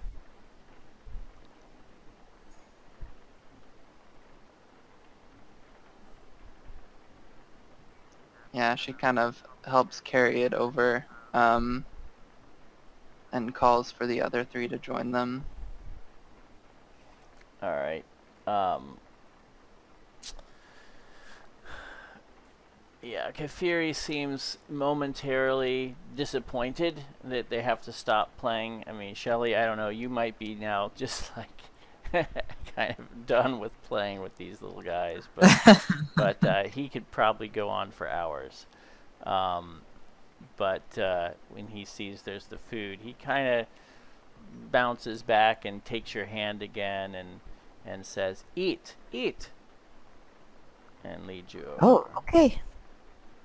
And leads you over, and he like gets he pulls a cushion quickly over to like put under you, and and kind of almost like pushes you down onto the cushion, like he's gonna get you to sit the way he wants you to sit, and seems very pleased with himself.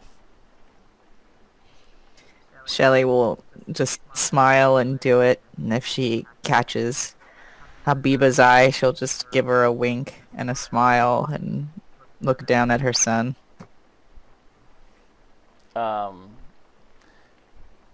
Yeah, she's actually not smiling. She's watching, and you can see she's touched by it, but she's not happy. Right. Well, Shelly will make it's kind of a smelling over the bread and say, it smells good. She will probably understand the gist of it, even if she doesn't understand English. Yeah, he starts to break off a piece for you to show you how to do it, and Habiba kind of reaches over and slaps his hand and corrects him. Alice, she's saying, let the guest serve herself. Don't be rude. And he kind of momentarily feels sorry. He says, "Sorry, Mama," but he's right back to. He sits down, and he starts telling his mother how what you guys are playing over in the corner there. And of course, he has names for all of the people, which Shelley, you sort of figured out that he was naming them. So, Alice, you get to hear his story anyway. Yeah. And everybody eats, I assume. Mm-hmm. Yep. Yes. There's not a whole lot, but she is obligated to feed everyone, and she has met her obligation.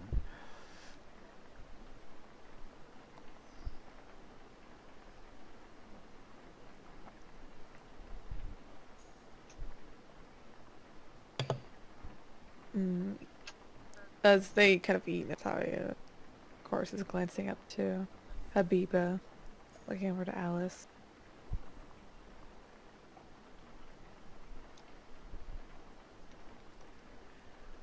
Thank you for your compassion. Is there anything we can do to return your hospitality?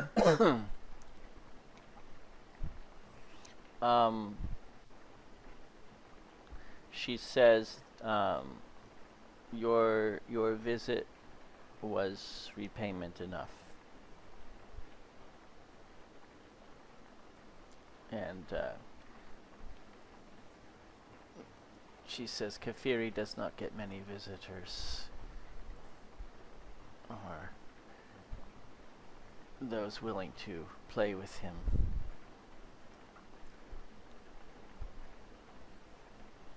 I'm glad that we could entertain him for a while.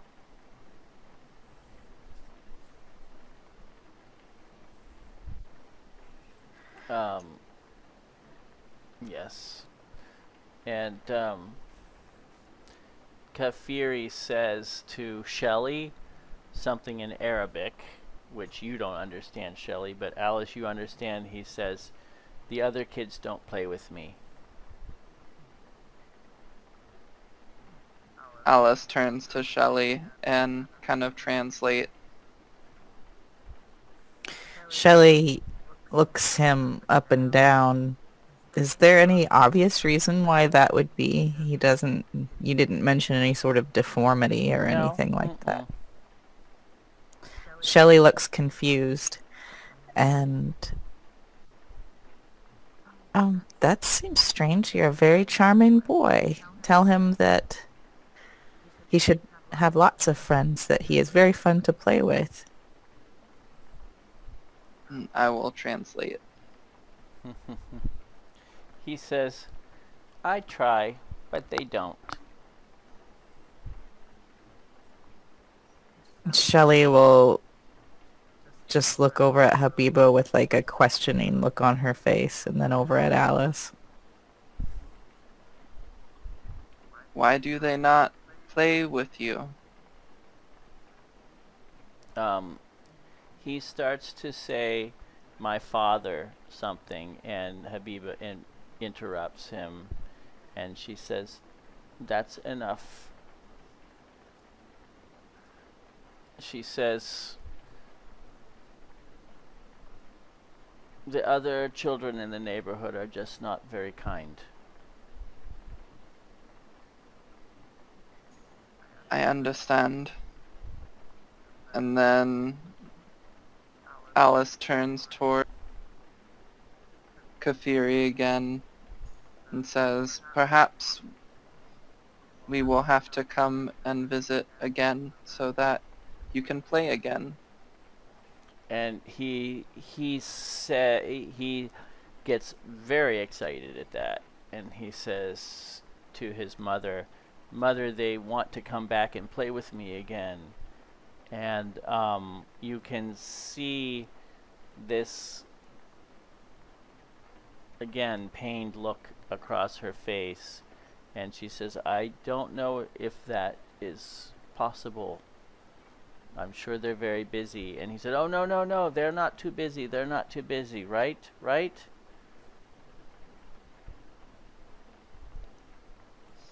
Really, it's no trouble at all.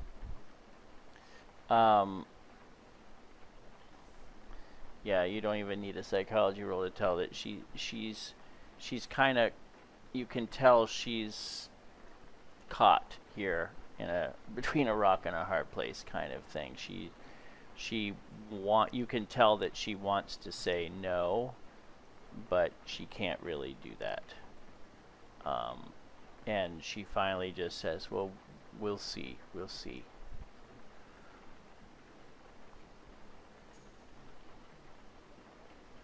Yeah.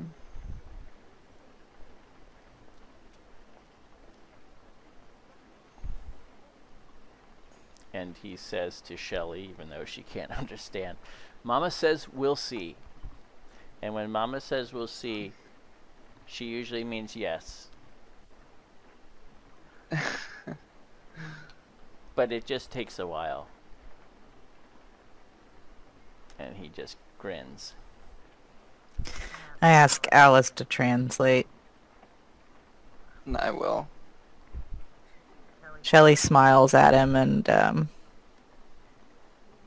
pats his hand. And then she looks over at Alice. I hope we're not causing them any trouble by being here with the neighborhood.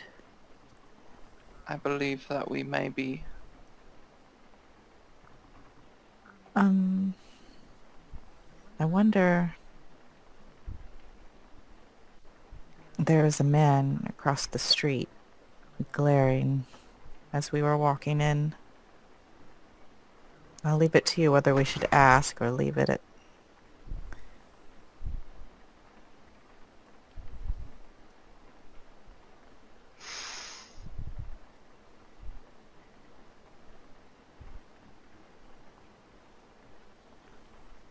Do men watch over your family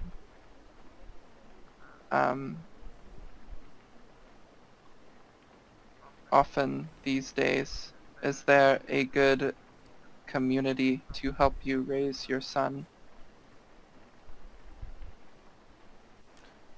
She shrugs.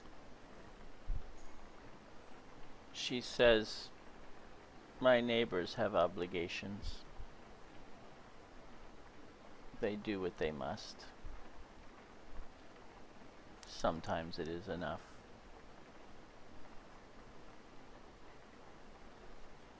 My friend noticed a man standing outside. He was just sitting Glaring. just sitting in his window, but yeah. But yeah, you Yeah. could say standing outside glaring, yeah.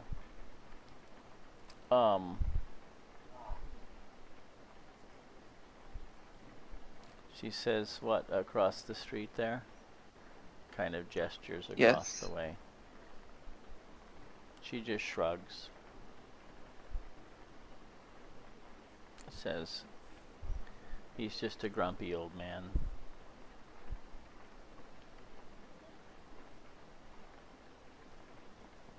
I see. Dang it. I don't know how to approach this.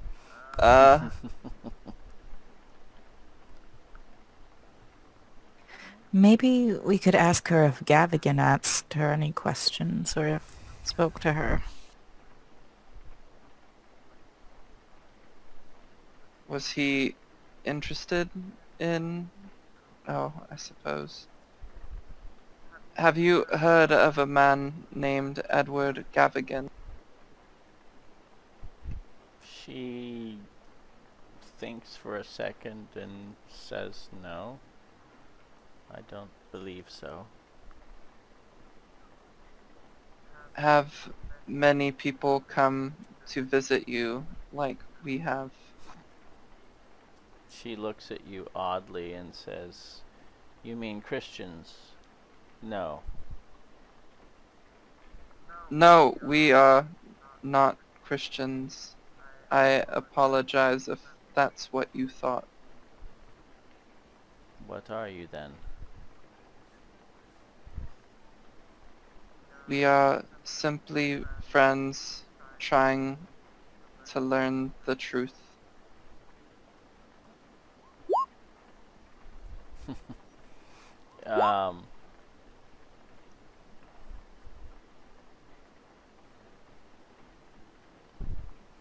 She My- says she says she has not I've not had English visitors. Are you not all Christians? No. So you are heathen?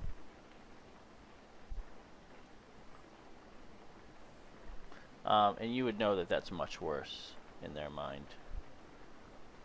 Yeah. A person without any faith in God to them is like that's the worst possible. I am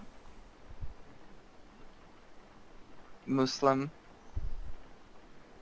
My friend Natalia studies and is interested in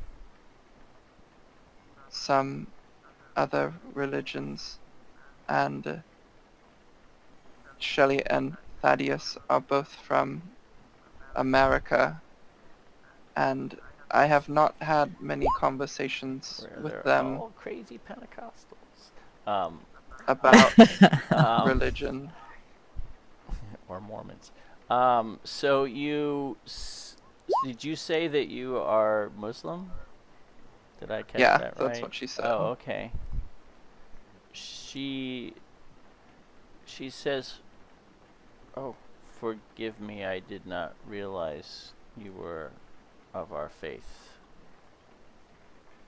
I assumed, but I should not have." I And understand you know, why she you... says the blessings of Allah be upon you then. You know. I return them. Mhm.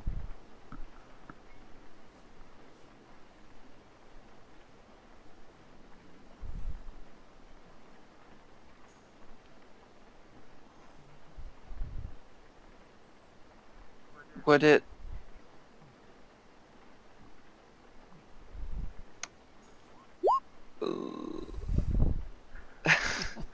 I'm trying to think of what the best thing to say would be.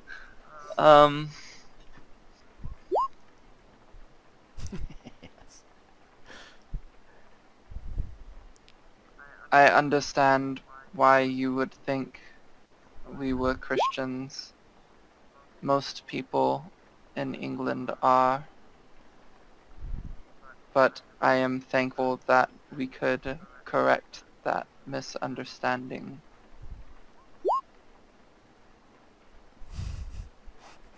Are many in your community Muslim? She says, we are all Muslim.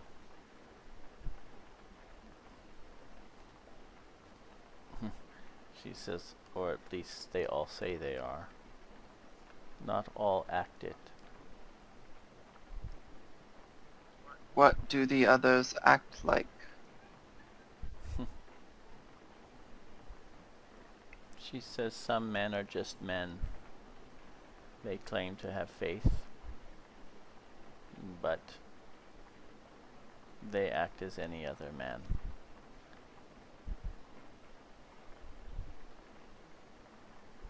Were the ones that did the things we spoke of like those men? Such men as did what did to my husband could not have been men of God.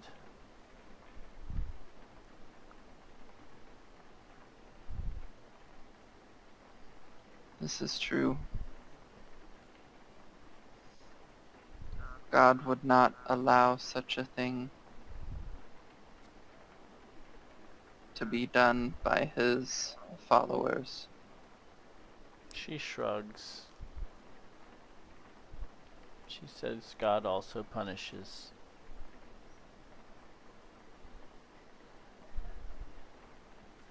Do you believe punishment is coming?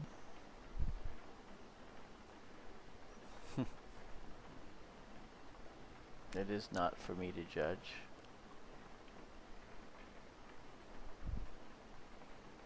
Perhaps I have already been punished. Why would you be punished?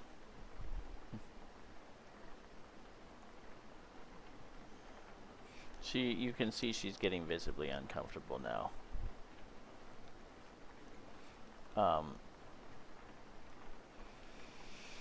She says, I don't pretend to understand the mind of God, nor should any man.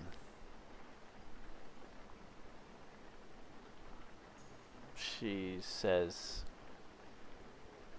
I thank you for your visit. And she stands up.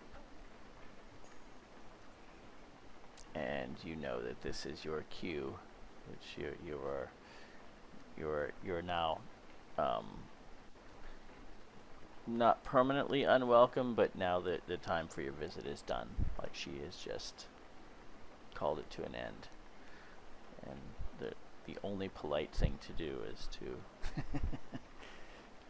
is to graciously leave.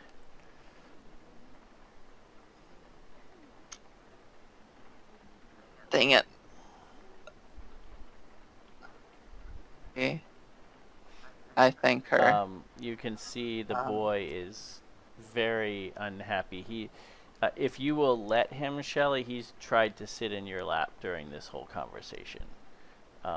Like Yeah, she let him. Yeah, she likes kids. Yeah, he just doesn't. And towards the end, he can sense that like it's about to be over, and he just kind of buries himself in your lap, like he does not want you guys to go.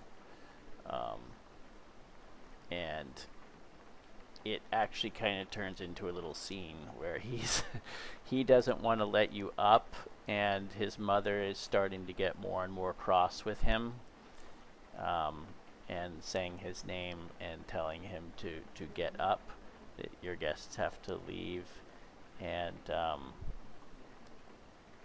it ruins a little bit the happy mood that he was in, but he finally gets up, and you can see him kind of do his arms like he's frustrated and unhappy with his mom, and you can tell he kind of wants to go off and sulk in the corner, but he also doesn't want to leave you yet. So he's in that awkward position where he's, he can't indulge his tantrum. And Habiba just kind of takes you to the door. She guides you out. At the door, Shelley is going to reach out into her purse and bring out the bag of sweets, and she's going to sort of pass it to Habiba, trying for Kafiri not to see it. Mm-hmm. And she'll just say quietly to Habiba, for Kafiri, and hold it out, and then glance at the boy. And just have kind of a questioning smile on her face, like, is this okay? She actually just says, no, and just kind of pushes your hand back with it. And you get the strong sense she's just trying to get you out, and doesn't Right. isn't gonna accept Okay. the gift. Now, Shelley will just wave over her shoulder at the boy and then leave. Mm-hmm. As Alice leaves, she's gonna turn towards Habiba and say, perhaps you and Kafiri can come to my home and I can cook for you soon.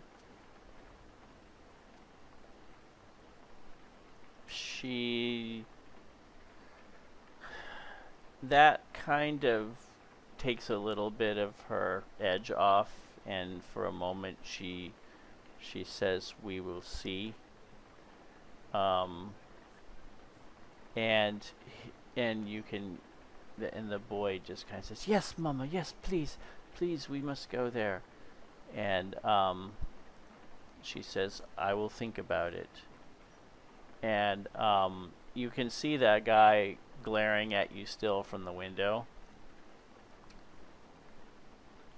And Habiba kind of says, maybe over loudly in Arabic, of course, I have nothing more for you. Go back to your own kind. And then kind of shuts the door. Well, that was productive. I think. Maybe. Alice, maybe you could scribble down your address on this piece of paper and tuck it under the door just in case. Of course. And she's gonna do that.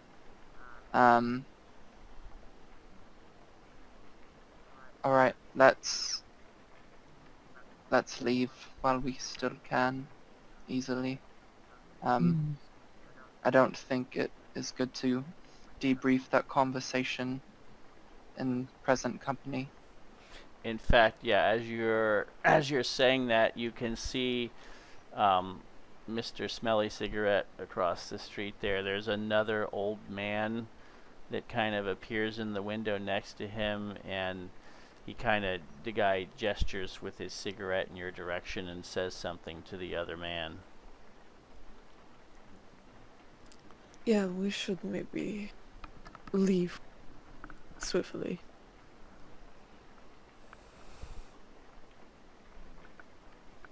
Okay. Yes. All agreed? Yes. Okay. And you slipped your address under the door? Or is that not? Yep, so that I can be killed later. Yeah, I was gonna say that's a terrible idea, but alright. It's done now. Alright. It's done. So you go back out to the main street, fortunately unmolested, and can get a cab in the rain. and get back. I assume you're going back to the hotel? Mm-hmm. Yeah. Okay. We will call it there, as it is that time. Alright.